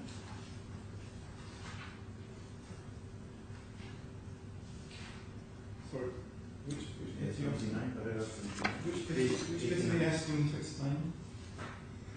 What do you mean by when you said that Arif had a privilege yet unauthorized access? What do you mean by this terminology? Arif had a privilege yet. It's the penultimate sentence of that Okay, paragraph. after his departure, I still have privileged but unauthorized access to the system. What I mean by there is that within the system there are user accounts and passwords that will enable you to access the system. Arif still knew the usernames and passwords that would allow you to access the system remotely, and therefore, because the system is essentially connected to the internet, he was able to he had an ability to access the system using those user accounts and passwords remotely, and thereby gain access as though he were within the building. It's exactly the same. If you've got that user account, if I'm sat at a computer in our office and I know as far as I'm aware, as long as you know the user account name and password, it's the same as sitting anywhere in the world with access to that over the internet.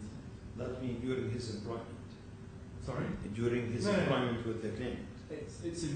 So if I know the username and password, I can access the system, whether I'm physically sat in the office or I'm physically sat anywhere else.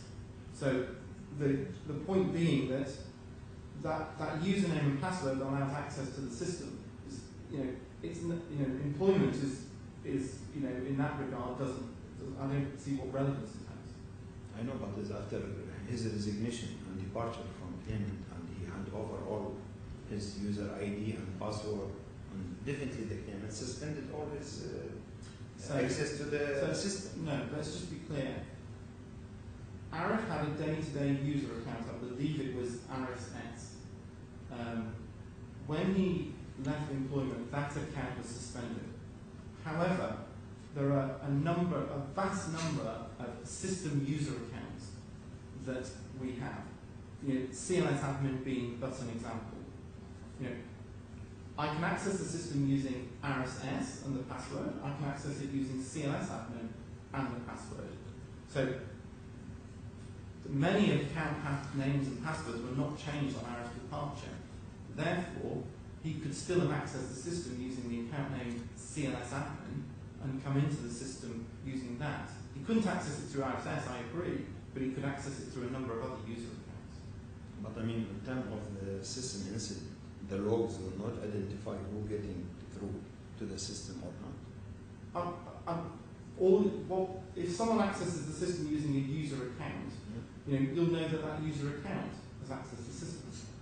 I'll leave, and it's not for me to comment on, the forensic evidence beyond my understanding of the IT technical things. But that's why I say there, he still had access to the system, or he still had the ability to access the system.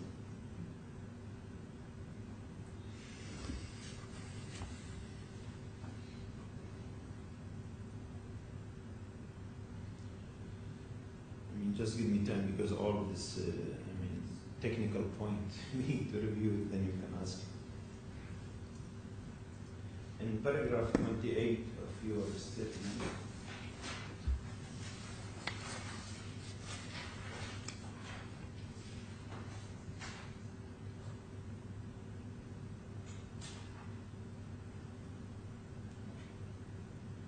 you said that the Arab sign alone he knew the password to the account. For the class CLS admin, which has an administrative account that could be used by the entire IT, right? This is administrative account.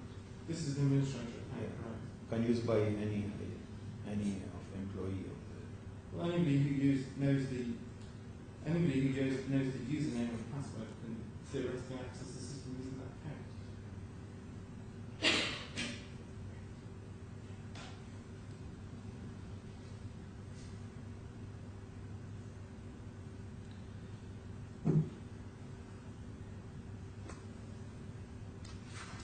Your statement of paragraph 26, you inform the court that RSI use a particular IP address to check the virtual environment of the claimant. Yes or no?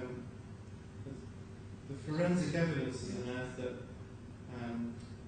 when he was sitting back at his desktop in the office, when he came back to help, he tried to access that IP address 172.20.0.240. So this is your statement from the expert report, from you, not from your own knowledge. Well, it's my knowledge of reviewing the forensic evidence. You heard from from Paul, right? I mean, it was a fact that he announced as part of his, process of doing the work.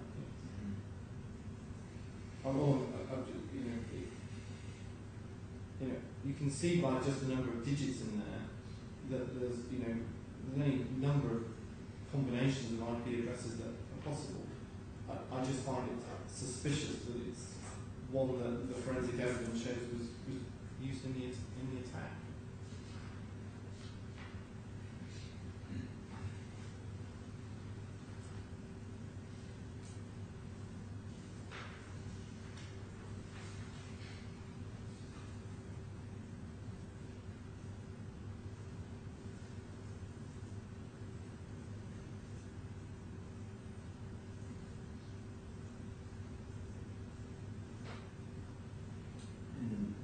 You said paragraph 29.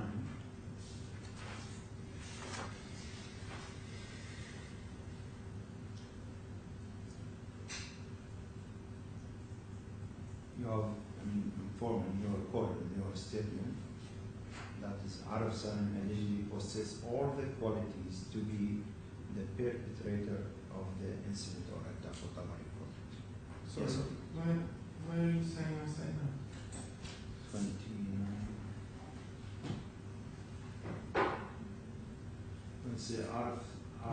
Therefore had unique and particular knowledge, authority, and technical ability to grant himself unparalleled access to the system, and victim could not have denied him such access. That's correct. That's correct.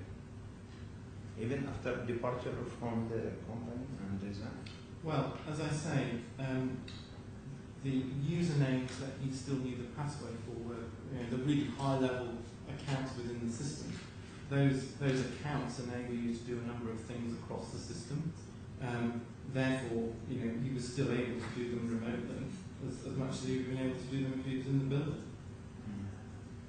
So, this RSI, username, ID, password, when you hand over to the company, has been cancelled or still active till now? So, I'll repeat what I said previously. The password to RSS was changed and he couldn't access it through the account RSS. However, there's a vast array of system accounts that were not changed, and as a result, if you know username and password, you could access the system through them. So any of your employees who is, Well, like Mr. Benaver, he can get access to the system as well. He is no longer with the company as well. Well, if you know the username and password, as I say, you can access the system. So you mean there's no security protocol for the system? No, that is the security protocol. If you log onto a website, you'll typically ask for username and password. Our system would do the same. It would ask you for username and password. That's security.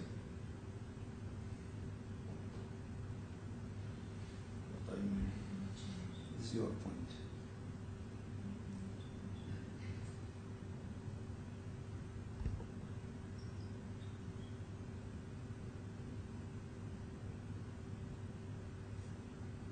As Mr. Arf have to report to his senior, like Benaver Bada and management after resignation of Mr. Bada.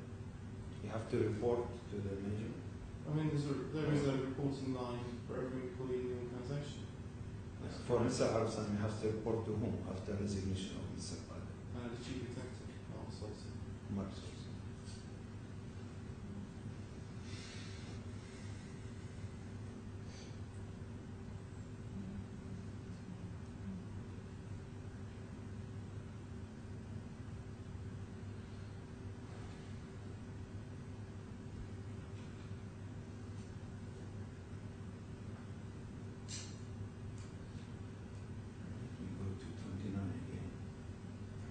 Paragraph 29, page 89.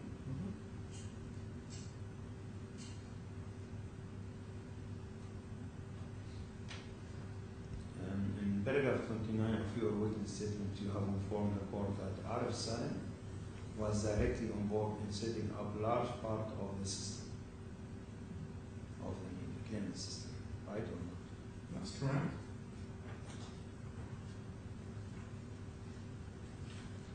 And he was being, assisted by all times by the external consultants and engineer, who are, as per statement, did not exclude a confidentiality agreement with the claimant. Yes or no? It would depend on a project-by-project basis the extent to which the project was either done internally or was done with an external contractor. Over 10 years that would have been done in many different ways and in many different guises over that period. It would depend on the nature of the project. As I previously said, we endeavour in all contracts to have confidentiality clauses, and most IT professional firms recognise that.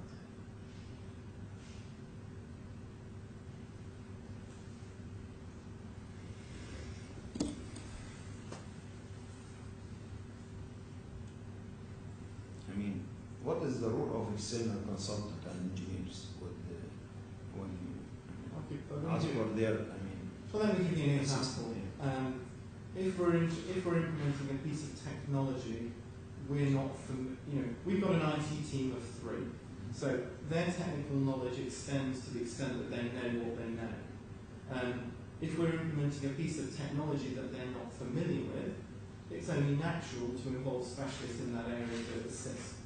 Similarly, if we're installing a piece of specialist software, you would ask the specialist software provider to come and help you with installing that software. That's usually in smaller businesses as equally as it is in much larger businesses.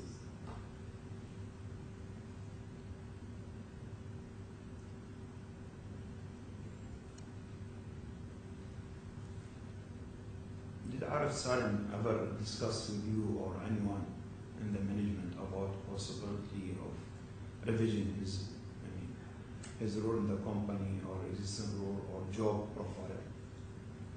He never discussed that with myself. I couldn't comment with my colleagues. So you have no that contact with Mr. Arif? As I said, at the time of Yeah. that he was employed, I was the chief financial officer looking after the financial affairs of the business. I wasn't responsible for the IT team at that time. I mean, as the management of you are part of the management of the claimant. Have you, discussed the possibility of Mr. Arif Salim to be the head of the ITs? Oh, I was involved in the discussions around Ben Kadir's departure and also what we do following that. The decision there was taken because essentially IT was going in a slightly different direction, more towards focusing on supporting the business as opposed to the kind of, dare I say, the hardware side of the business. And as capital markets, our business was getting more sophisticated, so we needed someone at head of IT who understood more the business side of the capital market systems we were looking to implement and run with. And Arif Salim is not suitable for it. So Arif's knowledge is around kind of servers, networks, infrastructure.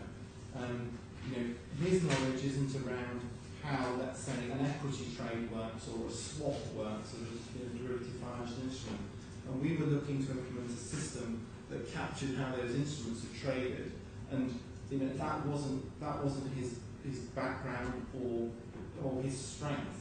And we were looking to bring someone on board who understood the software side of business and how IT helps business as opposed to the purely, what I'd say, more the infrastructure side. Has Arif Salim ever complained to you or to any of the management about his pay package, or which might be understanding was a very good package or bad package? Or he's complaining about his salaries. I can only comment on just over a period of 12 months, and he was there for 10 years. So during that year, no, I can't answer for the previous period.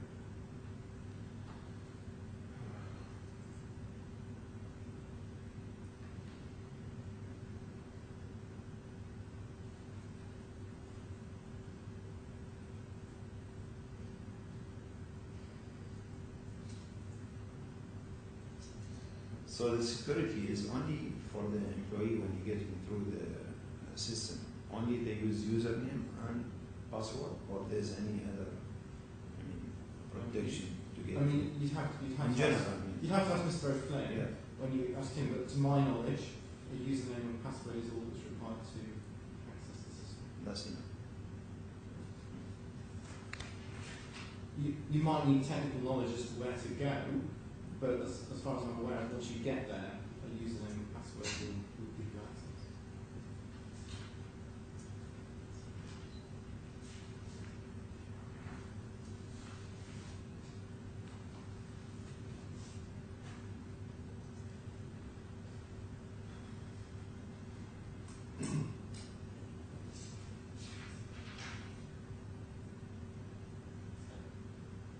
In your statement, paragraph 32, page 90,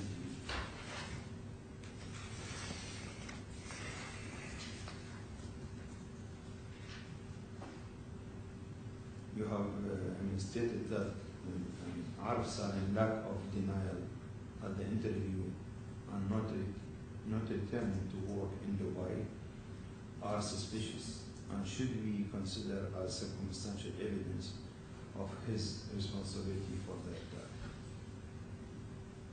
Why he says such things? So, if someone was to accuse me of doing something like this, and I hadn't done it, I would categorically be vehemently going, no, I did not do this, you're not listening, I did not do this. Just not understanding me. That wasn't the nature of that interview, or you could see the course got the transcript before us. And I just found that vehement lack of denial really striking. Do you mean lack of vehement denial? Sorry. Just the lack of the denial was just striking to me.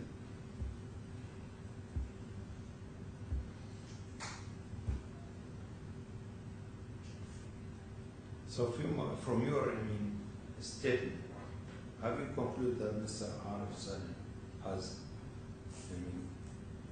connected with this system incident in any way?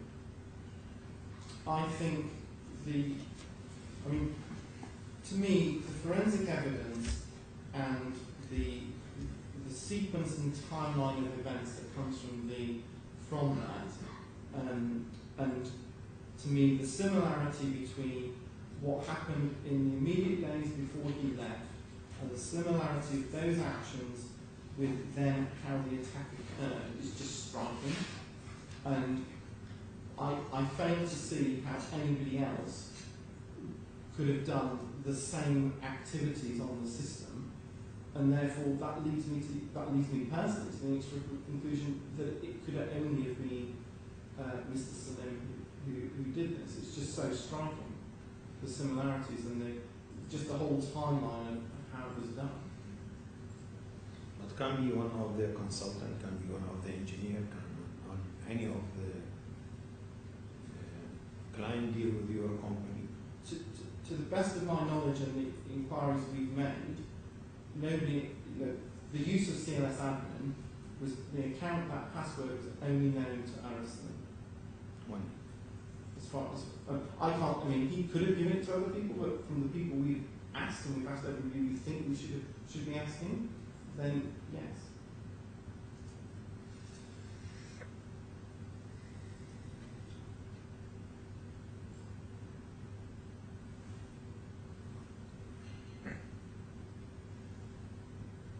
Dr. Al-Kaban, I think just few.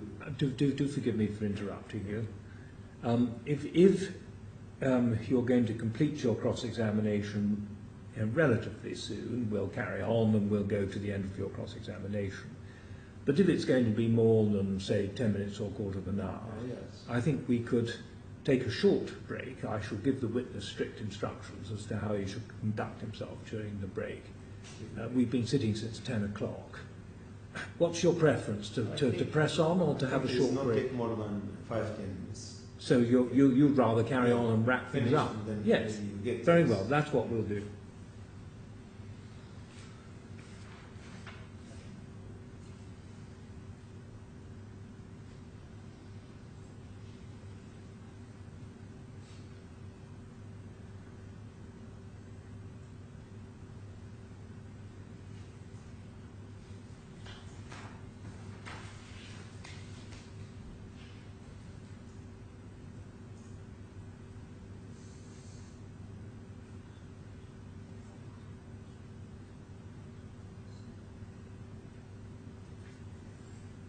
Why you said in your main information that is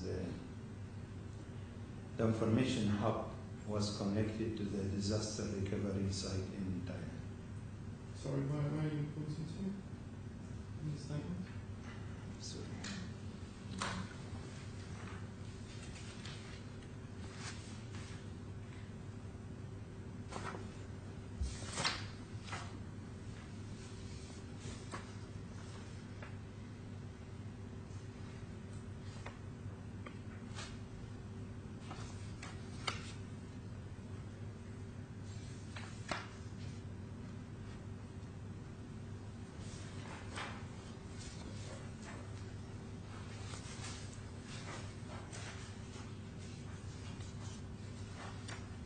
I don't have unforgettable questions. Have you quantified the claimant loss?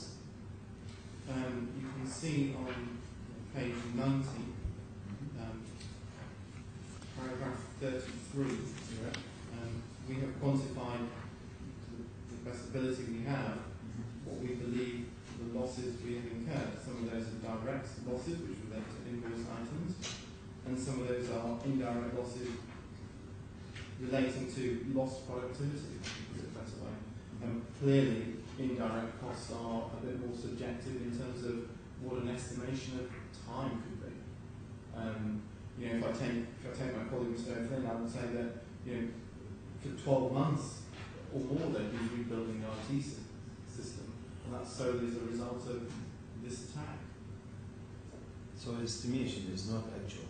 No, but I mean, I would actually say that this is a very, in my opinion, this is a pretty conservative estimate of the lost productivity to Lynn Arson. And this takes no account of the time that myself and my colleagues have taken in preparation for this trial. I mean, I've spent far more than 6 weeks working on, this in the last sort of 15 months. But the indirect costs are all, in a sense, sourced to an overhead. All those who have been involved in the expenditure of time, which I think comes under indirect costs, are an overhead of the business. Their salaries are payable. Correct. And how do you measure or estimate the negative impact on the profitability of the business by having salaried employees devoting their time on this rather than elsewhere? I mean, I've taken the approach of assessing the loss of time they could have been doing other activities, and we haven't, for instance, because we've been rebuilding our IT system from the ground up. There's various IT projects we haven't been able to do, and we equally haven't taken the approach of bringing in a whole lot of IT consultants, which we could have done to deliver those projects. We've just taken the route to defer them.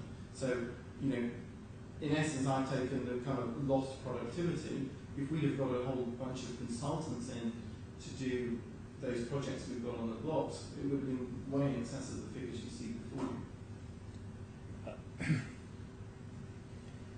Well, that would be in terms of of actual costs incurred in respect of external consultants. The way the claimant has chosen to present its losses is here set out in paragraph 33. And I'll come back to my question. How do you estimate and put a sum on the lost opportunities to make more money than in fact you did make by reason of these people being tied up in this way? I think that's very difficult, just because of the nature of our business. And I come back to my point. The only way I can think of doing that is to assess the cost of lost productivity in terms of the actual the cost of employing those people during that time. Yes, they could have been doing anything else. But trading went to, do forgive me, I didn't mean to interrupt you. We're not a manufacturing business in that sense, so I can't say, we lost 2 hours of a production plant operating, and therefore I can say, well, I can absolutely quantify that. I can't say what the time I would have spent, or the Chief Executive Mark Stolson would have spent, and what that means in terms of a profit for the organisation. But trading carried on in the ordinary way. Trading carried on in the ordinary way. This is in terms of what people, the alternative use of people's time. Yeah. But having said that, we didn't have all the information for a period of time within that window, and therefore people were scrambling around and being incredibly inefficient. My last question is, what do you mean by in the paragraph 33 or page 90? What do you mean by indirect costs in the amount of 417,252 without submitting any invoices? Well, essentially that was the previous question. I mean, it relates to the table on the following page, page 91, where it's an estimation of the lost productivity of individuals during the time of which we've been rebuilding the IT system or didn't have access to data. Thank you very much. Thank you. Thank you very much, Dr. Otherwise, no questions. No questions. Well, I release the witness. We take a break now before you call your next witness. We'll break for 10 minutes, so we shall resume by my watch, and I think by the clock at the end of the call, at 12:20. Thank you. All rise.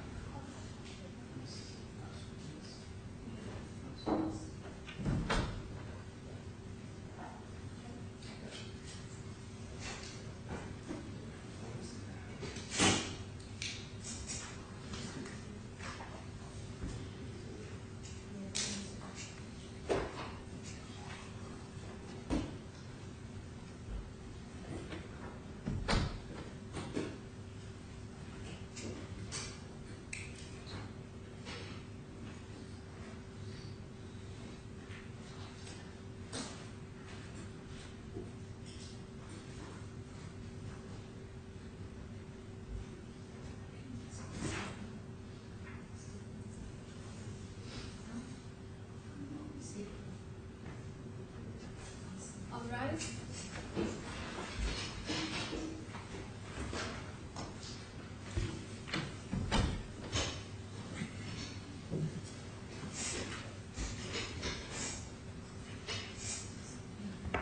My Lord, I've called to comment if Yes, Mr. Flynn, you may have heard me say to the first witness, if you please stand while you are sworn, and then by all means sit down for your evidence.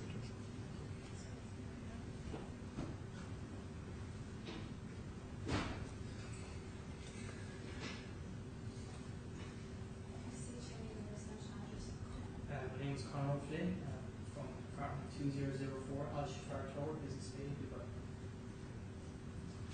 I swear by Almighty God to tell the truth and nothing but the truth.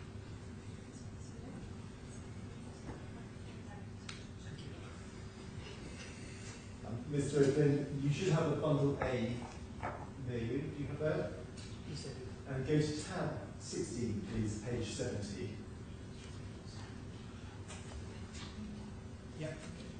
And that says first witness statement from Conor O'Flynn. Is that you and that's your professional address stated there? That's correct. Please go to the last page of that statement, which is page 81 of the bundle. Yes, And did you sign that on the 21st of May 2015? I did. And just behind that, there should be an erratum page that's 810001. Do you have that? Yes, I do. You may want to take that out of the file so you can look at the changes you want to make. If you go back in your statement to paragraph 6, please, that is on page 71 of the bundle. Is it correct you wish to make a change to paragraph 6 by taking out the sentence, this is also where the previously unknown Ptolemy one, which I discussed further below, was found hidden on a virtual server? Yes, I do. And then go on in your statement to 34, please. That's on page 78.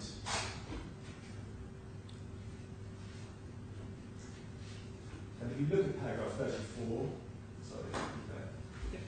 if you look at paragraph 34, the last 6 lines begin with the sentence, this could easily have been done. Do you see that? Yes, I do. And I understand you wish to delete from the beginning of that sentence to the end of that paragraph. Is that correct? Correct. Yes. You've got a second statement, so could you go in the same bundle to tab 19, please?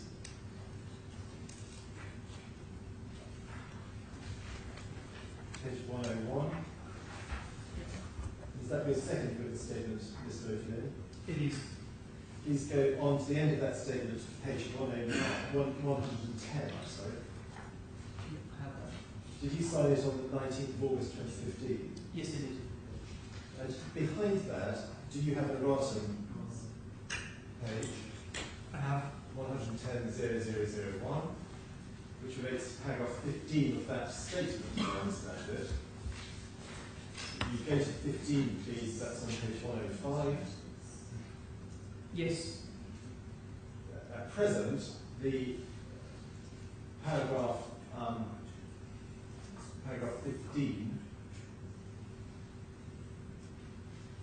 says the following: however, there is forensic evidence to show that the encryption key and passphrase were changed on 7th of April. That's in the middle of that paragraph. Do you see it? I do. I understand you want to take out the words and passphrases and to substitute name was. Is that right? Correct. Yeah, that's the correct way. And you want to take out the date 7th of April 2014 and substitute between March and 20th of June 2014. Is that right? Yes, I do.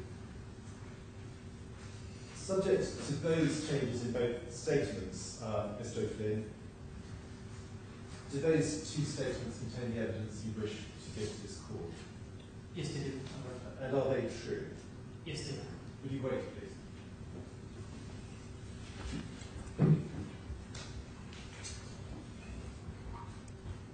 It's corner of my name, Dr. Giacobbe, and defendant counsel.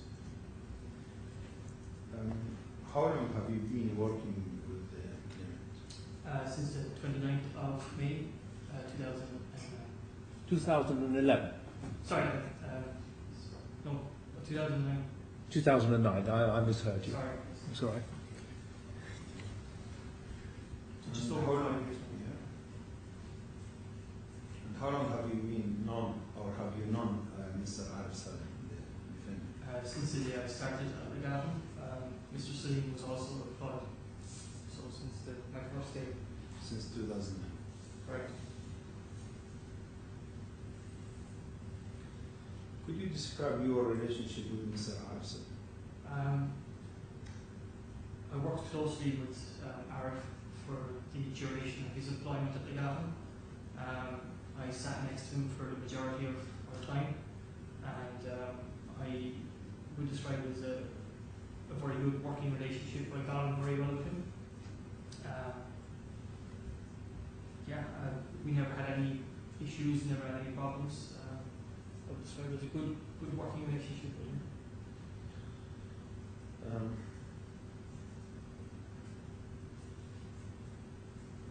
And what is Mr. Arf's designation in the IT system? Sorry, What is his job in the IT system? Arif was, when he left, he was the Vice President of IT, and just before he departed the Gavin, he was the most senior. I think he was actually the very first IT person that was employed by the Gavin, so he was one of the longest serving members of the Gavin, and certainly the longest serving in the IT department. He covered pretty much all of the aspects of IT over the 10 years, and he had his hand pretty much in all of the projects that we have dealt with over the years, given his senior level. So he worked very, very closely with our IT director, which was Mr. Ben Pallet, who left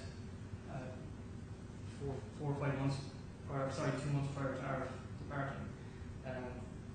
So his main function was to manage, implement, maintain, and service the servers, physical hardware, the data center, and he also covered all of the other positions in IT over the years as well.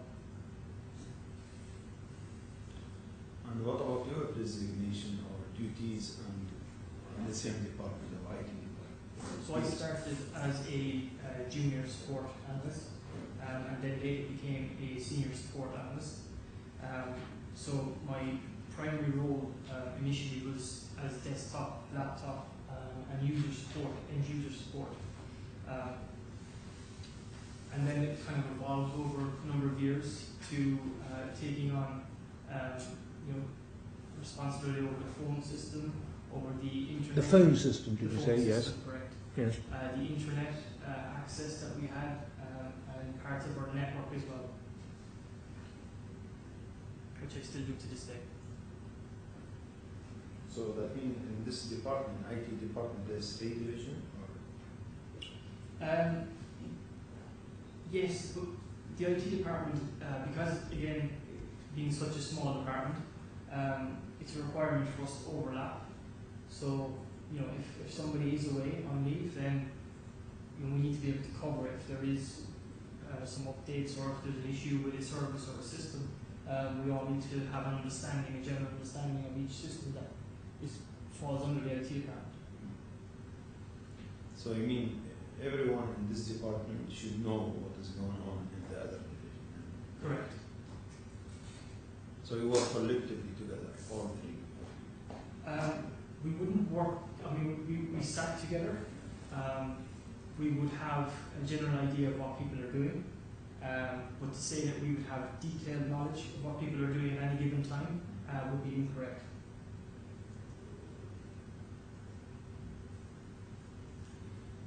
Have you discussed your witness statement with any of the management or the expert?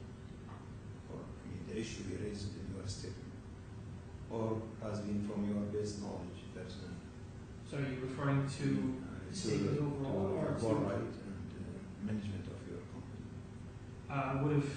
we would have reviewed my statement, but prior to making my statements, I worked closely with my colleagues, and with the recovery effort that we've gone through, and also with the forensic, the facts that were discovered. So we'll review those, yes.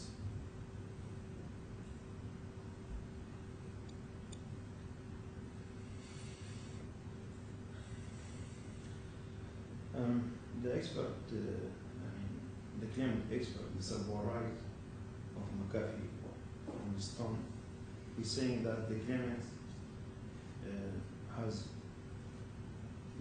restored a lot of the lost data was found as actually in the Ptolemy one. You agree with that or not? Ptolemy 1 was discovered after we had actually recovered a majority of our data by other means, which was through McAfee, who were initially they were contracted in to help us with the recovery. The data that was stored on Ptolemy 1 contained information that was sourced from different servers. It wasn't just sourced from one particular server. That being Ptolemy, which contained a lot of our financial records, had HR folder, had personal folders, and even had an IT folder where we stored all of our software. And on top of that, Ptolemy 1 also included database information. So it had a combination of information from separate sources. We had restored the majority of that information through the help of McAfee before Ptolemy 1 was discovered. So although it was nice to have Ptolemy 1 back, given that what we discovered was that the information was copied the night of the incident, we had actually recovered quite a large amount of that data already prior to unearthing Ptolemy 1. So Ptolemy 1 was a help for the claimant to recover the information? It was a help to a degree, yes. Given that the information that was discovered on Ptolemy 1 was the most recent information, from the forensic evidence in the logs, we can see that at approximately 2 o'clock in the morning of the incident, the data that was found on Ptolemy 1 had been copied to Ptolemy 1. So it was the most up-to-date, most recent information. In your statement of page 71, paragraph 6,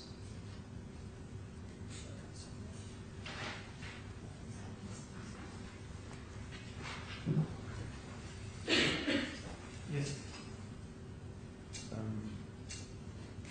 you have informed the court that the Ptolemy 1 was in Thailand. Is correct? That's correct initially. And my reasoning for this was the Ptolemy 1 was accessed by a machine that was disguised with an IP address that was from Thailand. That IP address was part of a range that was specifically given to the Thailand site. So it looked like the information was actually being copied from Thailand or to Thailand using that IP address. And this is where I had made a mistake. The actual server, Ptolemy 1, which was a virtual machine, was stored on the local network storage we had in the office. But the transfer of the data at 2 o'clock in the morning was done using an IP address, which was a range in Thailand. But in a sense, the transfer took place in Dubai. Correct. But Ptolemy 1 is now in Thailand or Dubai? Ptolemy 1 is actually no more. It no longer exists because that system was rebuilt and reconfigured. But at the time, Ptolemy 1 was physically, it's a virtual volume which was on a machine which was physically in our office here in the IFC, so in Dubai. Then why did not amend your mistake or whatever your information and your second statement, witness statement? Can you point exactly? Well, even in your second statement, you still say that the Ptolemy one was in Thailand. Only you corrected yesterday, which is sent to us by 4 o'clock or 5 o'clock. Again, this was a mistake. This was an error on my behalf because, again, the IP address that was used was part of a range of IP addresses that was given only to our site in Thailand. So it was a mistake. Well, are you giving evidence as to where Ptolemy 1 was on the basis of your own knowledge of the system, or are you relying on what other people have told you as to where Ptolemy 1 was based? No, I mean, I was able to remote on afterwards to view Ptolemy 1 after it was discovered. But what was confusing at the time was that the IP address that was used to copy the information, which was done from a remote access PC, was given a Thailand IP address. And that was the confusing part. So it was disguised to look like it was done using a Thailand IP address. Well, how did you discover your mistake?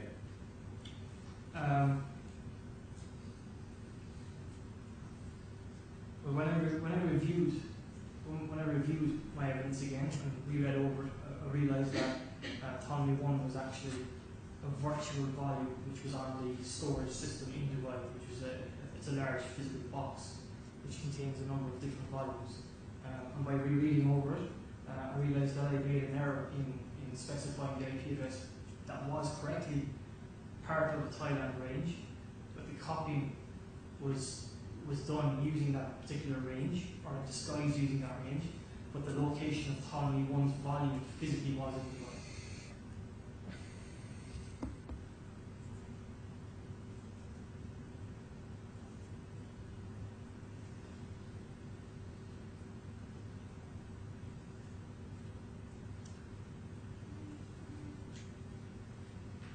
Yeah, continue. Oh, I'm sorry, yes, please do.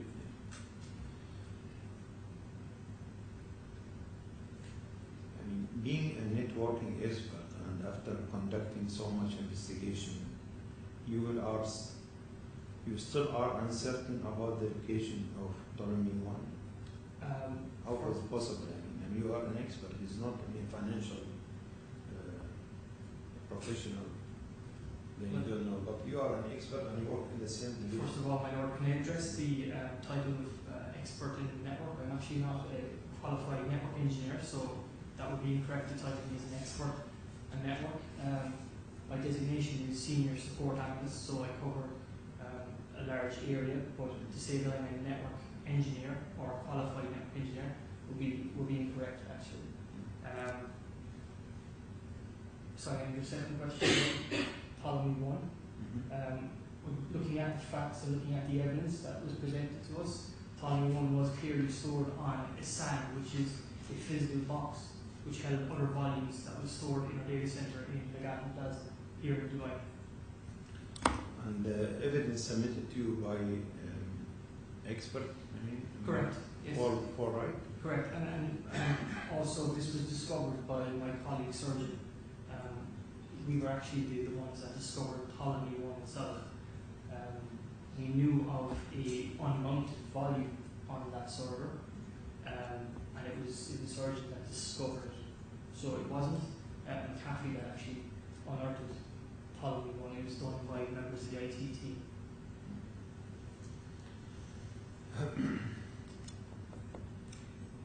Has the claimant brought any new machines for installing servers during Arif Salim employment? When was Arif Salim working with the claimant? Is any machine being brought by the claimant for installing or for the upgrading the system? During his 10 years? Yeah. No, before he resigned. Before he resigned, Yeah.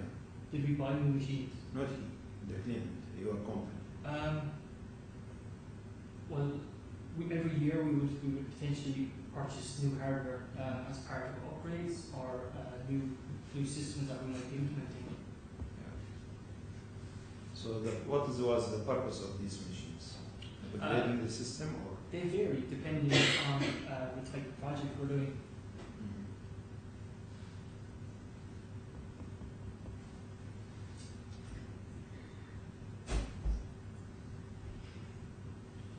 I note from the memorandum that the servers were to be upgraded. What do you mean by terminology of upgrading in the servers? Can you point to that memorandum, please, and which servers? Because memorandum, I think, submitted.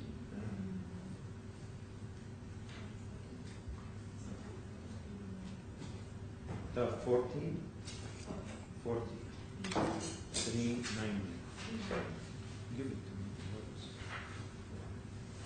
Sorry, is that in a different Yeah. one? Tab 40, 319.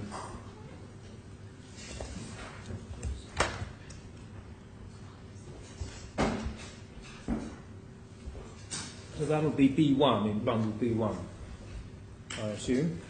Yeah, you.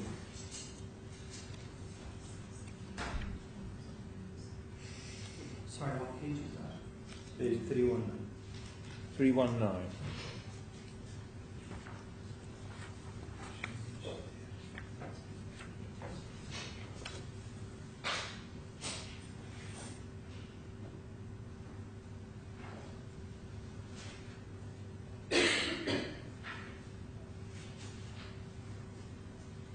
Yep, I've got that page. Excuse me? I've Yeah. got- So what mean of terminology of upgrading? Where exactly on the page are you referring to? Paragraph, I think 8.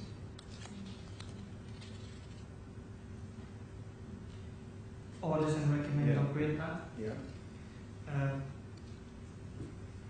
So this refers to, we have various sites globally which are largely private residents of our chairman, which is a private side of the firm. We also had servers and network components in those sites. So he would have been referring to upgrading of those particular sites.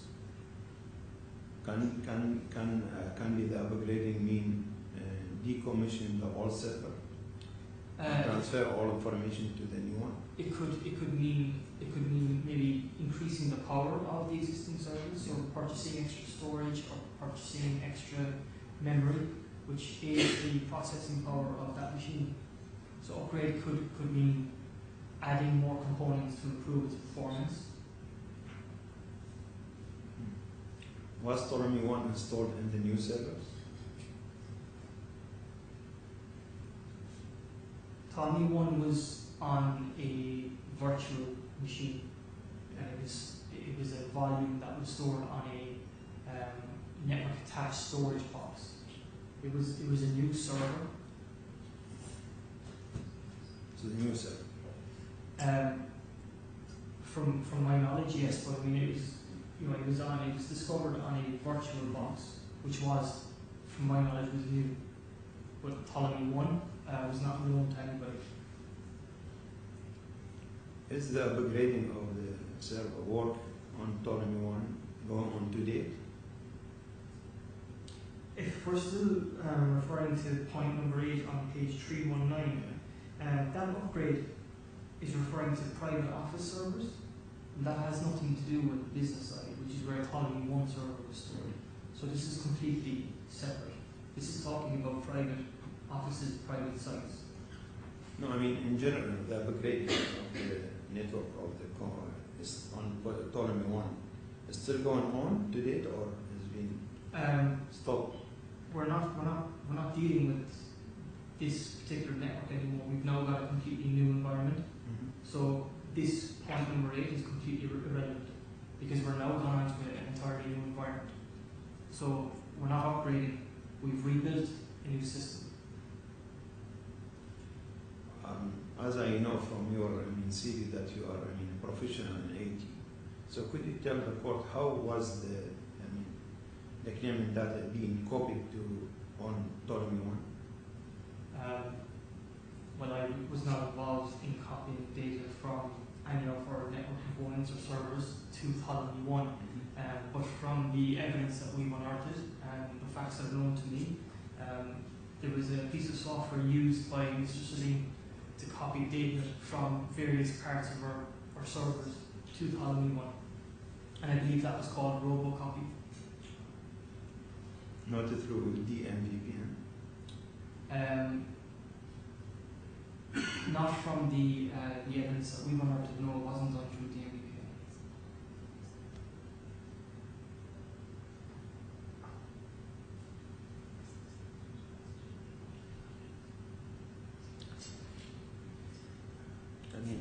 What I find when I follow your statement, I find always there's change in the statement. Ptolemy 1, Thailand, Dubai, and then now is through the. If you go to tab number 16, page 78, your first statement of your witness statement.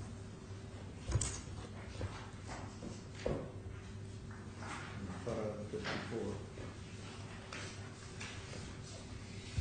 Page 78, sorry, which paragraph? 54.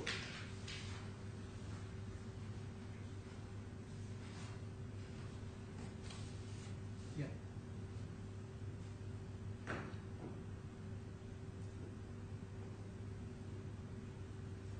You say that could be easily done using simple copy and paste of the folders and files over the DMVPN connection between Legaton, Dubai office, and the disaster recovery site in Thailand. Yeah, again, as covered in the erratum note, this was incorrect, and I've updated that to say that Ptolemy 1 was actually in Dubai. Not about Ptolemy 1, even the way of the connection. It's different now. Well, it's no longer irrelevant. use the DMVPN. Yeah, the use of DMVPN is irrelevant in this case because the data was copied from servers in Dubai to a virtual hidden server in Dubai. So I feel there's some contradiction in your statement. I can conclude that your entire witness statement are based on the information given to you by the claimant management or the expert, which from McAfee. And then because you are not aware about this information, because you change it from time to time, and you are expert. I think if that's someone asking about my point of view about certain issue, and I'm a lawyer, and there's a legal issue, I cannot change my mind 3 times, because this is my profession. Otherwise, I am not disqualified. So you are professional, and you are not a witness coming as an employee in the claimant. You have no dealing with the IT. You are most important person as a witness in this case. So it should be your information is correct. What I found, you changed it from way to other. So might be this is not your statement. We told you this is you have to submit, and you submit it. That's certainly not true. This is my statement. I have made errors initially, and I have admitted to those and issued an erratum note to correct those. It was simply an error on my behalf, given that the complexity of how the copying was disguised by using an IP address from Thailand, from the range in Thailand. But Ptolemy 1, I can assure you, was discovered by members of the IT team.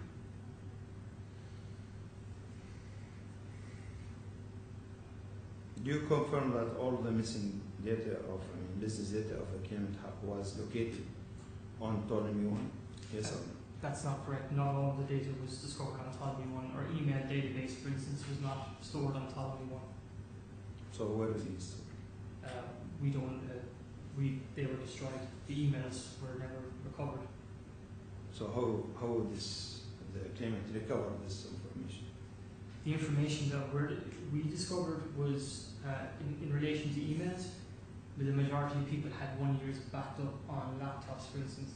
So we were able to restore from that.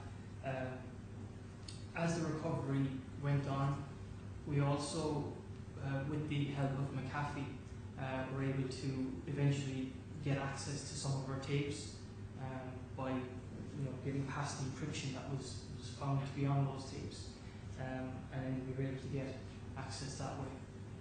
But not all of the data was on Ptolemy 1. But in some part of the IT system of the claimant, it's not being destroyed. It's misplaced from one place to other. Emails were destroyed. They were destroyed off the servers. Yes. Emails and logs. On Correct. business data. Certain business data, correct? I mean, emails are considered business data because they hold information pertaining to the business. It's communication, and they would store files as well. So that would be considered business data.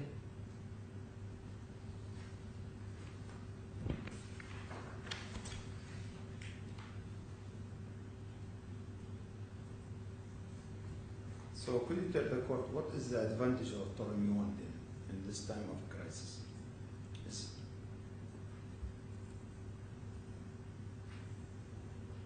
I mean, there was no initial advantage to Ptolemy 1. We had restored the majority of the information that we found on Ptolemy 1 before actually getting Ptolemy 1. The significance, I suppose, of Ptolemy 1 is that the data that was found on that particular virtual machine was copied at 2 a.m. in the morning approximately. So that was around roughly 4 or 5 hours before all of our systems got shut down. Now, this was a virtual machine that was unknown to anybody in IT, and to the best of my knowledge, anybody in the company. So how that information got from the servers to Ptolemy 1 is unknown. That's the mystery. But the other is you called it hidden server. Correct. It was hidden from us. Yeah. It was unmounted. And hidden from you or from, management? It was hidden from anybody who was using the interface to see virtual machines on the host box. So it was hidden to anybody that initially logged on to the server to view any of the virtual machines on that particular host server.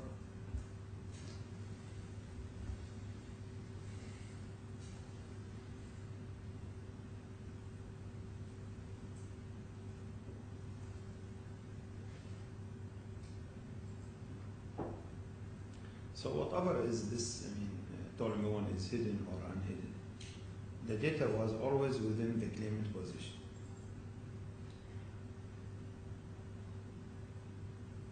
Not the most recent. And Ptolemy 1 had information that was copied at 2 a.m. in the morning. That was the last, most recent, up-to-date information. So you recover all this information? Again, not all of it. The emails, for instance, were not recovered. But all the information that was on Ptolemy 1, once Ptolemy 1 had become known, in that sense was recovered. Yes, it was. We were able to then take that. It didn't contain all the quotes missing unquote information. Your evidence is the emails went on Ptolemy 1.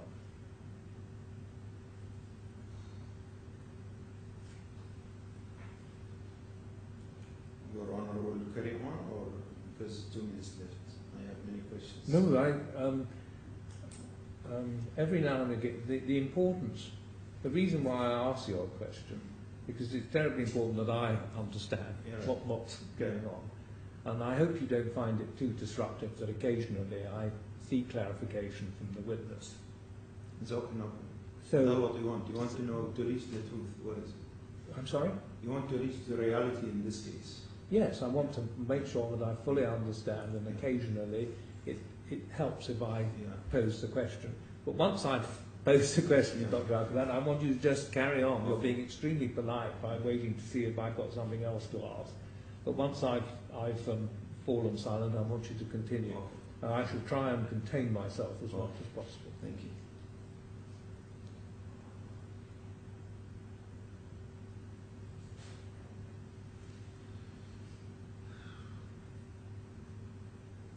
If you go to tab 16, page 71, para 7.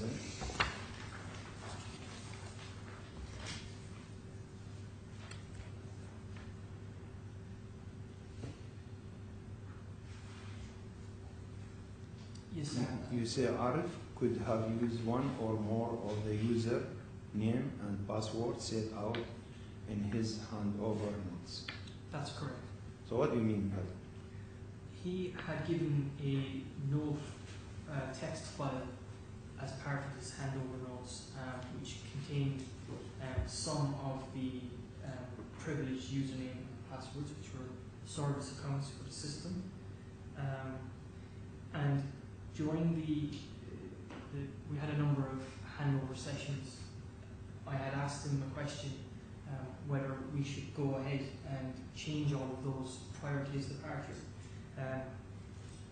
He recommended I change a few of those passwords, but not all of them. And when I asked him why, he wasn't aware of the consequences of changing those passwords. And to give you an explanation as to why that is, within a complex environment, you set up service accounts to provide an extra level of security and authorization from one system to another. And you use service accounts to do that. What he had relayed to me was that he wasn't sure whether changing certain passwords would have a knock-on effect and maybe stop systems from communicating to each other.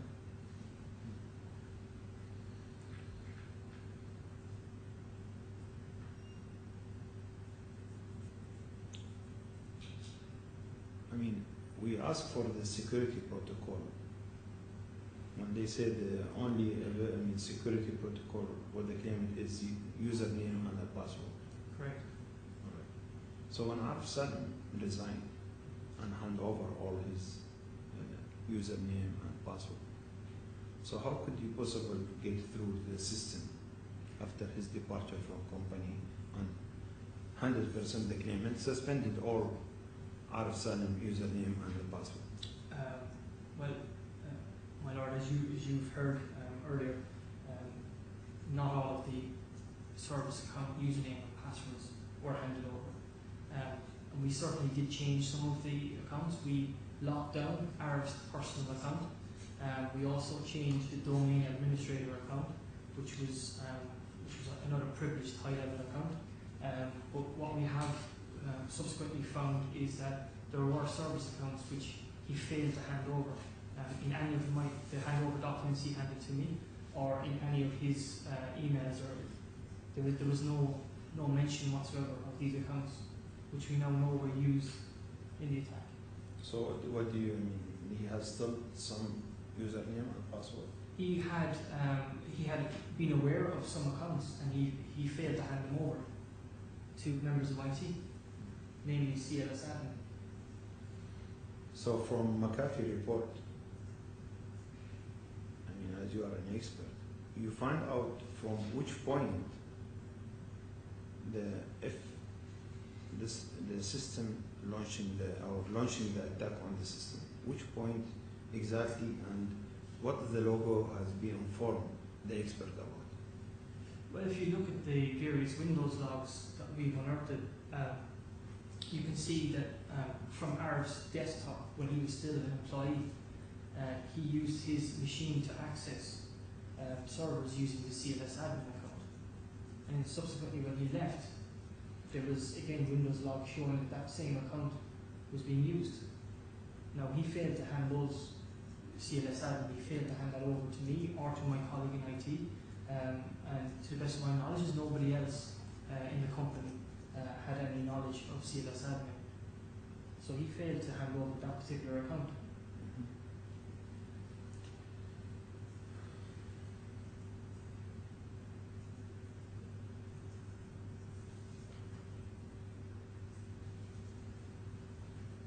You said that told me one was an unmounted server. How could Arif Salim use and transfer the data on Toledo?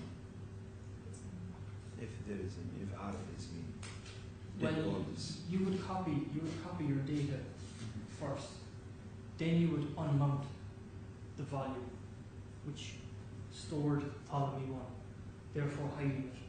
So from what we can see with the Windows logs, at around 2 a.m. that morning, the most recent information was copied onto Ptolemy 1, and then later in that period, the drive, the volume was unmounted on the virtual host machine. So the copying came first, then the unmounting came afterwards. So you mean all the information being copied to Ptolemy 1 first, Correct. and then? And then we see Ptolemy 1 getting unmounted. So it essentially disappears from being a visible entity on the host machine. But before it was visible, you mean? Well, again, we're talking about something that was unknown to us. So, looking at the forensic evidence, the machine was accessed, data was copied to it, and then it was unmounted. And then, why you pointed to Arif Salim? What is your, solid ground?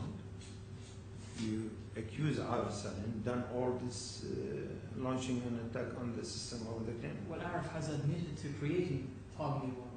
Yeah, Arif was the only person that was creating Ptolemy 1 doesn't mean he admitted, launching any system incident or disturb the claimant system. It's only said created with help of the external consultant and engineer. And who is this? Sorry, Arif Salim, what he who is said. the external engineer? I don't know. You have to know. You should tell the court who is the external engineer. Well, we're talking about something that I had no knowledge of when he was creating it, so I wouldn't know that. And if are you pointing to a particular engineer that helped him? Well, in his statement, or when met with Mr. Paul Wright, he said that he created this Ptolemy 1 with knowledge of the management and with help of the external consultant and engineers. I'm not aware of the management having knowledge of Ptolemy 1. And you don't have any knowledge of it? I had zero knowledge of Ptolemy 1, and it was never presented to me in the handover notes. But just said that is a part of upgrading, to upgrade the system. I never said that the system was upgraded and Ptolemy 1 was created by an upgrade. What I was referring to was the point 8 in the memo was a private site which had nothing at all to do with the business side of things. It's gone 1 o'clock. When it's a convenient moment, we'll break for lunch. We'll come by 2. Come back at 2. Now, Mr. O'Connor, listen to me carefully. You're still in the course of giving your evidence. And I'm going to require you, please, to go into further. I don't want you to be in the company of anybody over the adjournment. You're going to have a lonely luncheon adjournment. And you'll come back, you'll complete your evidence, and once it's all over, you're entitled to talk to people. But for the moment, you're to talk to nobody. Do you understand? Sure, yeah. Right. Thank you very much. Adjourned to 2 o'clock. All rise.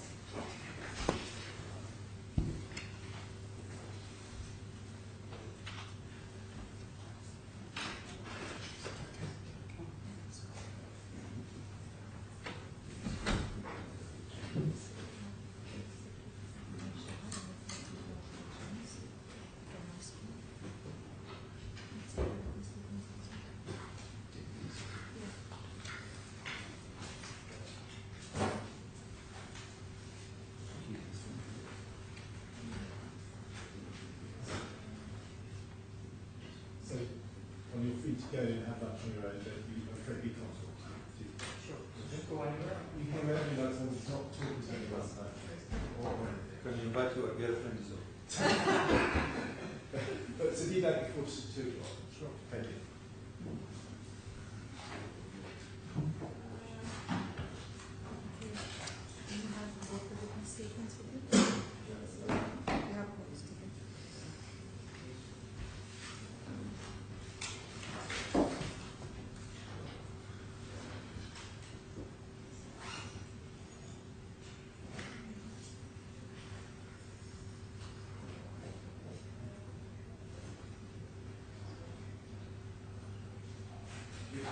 with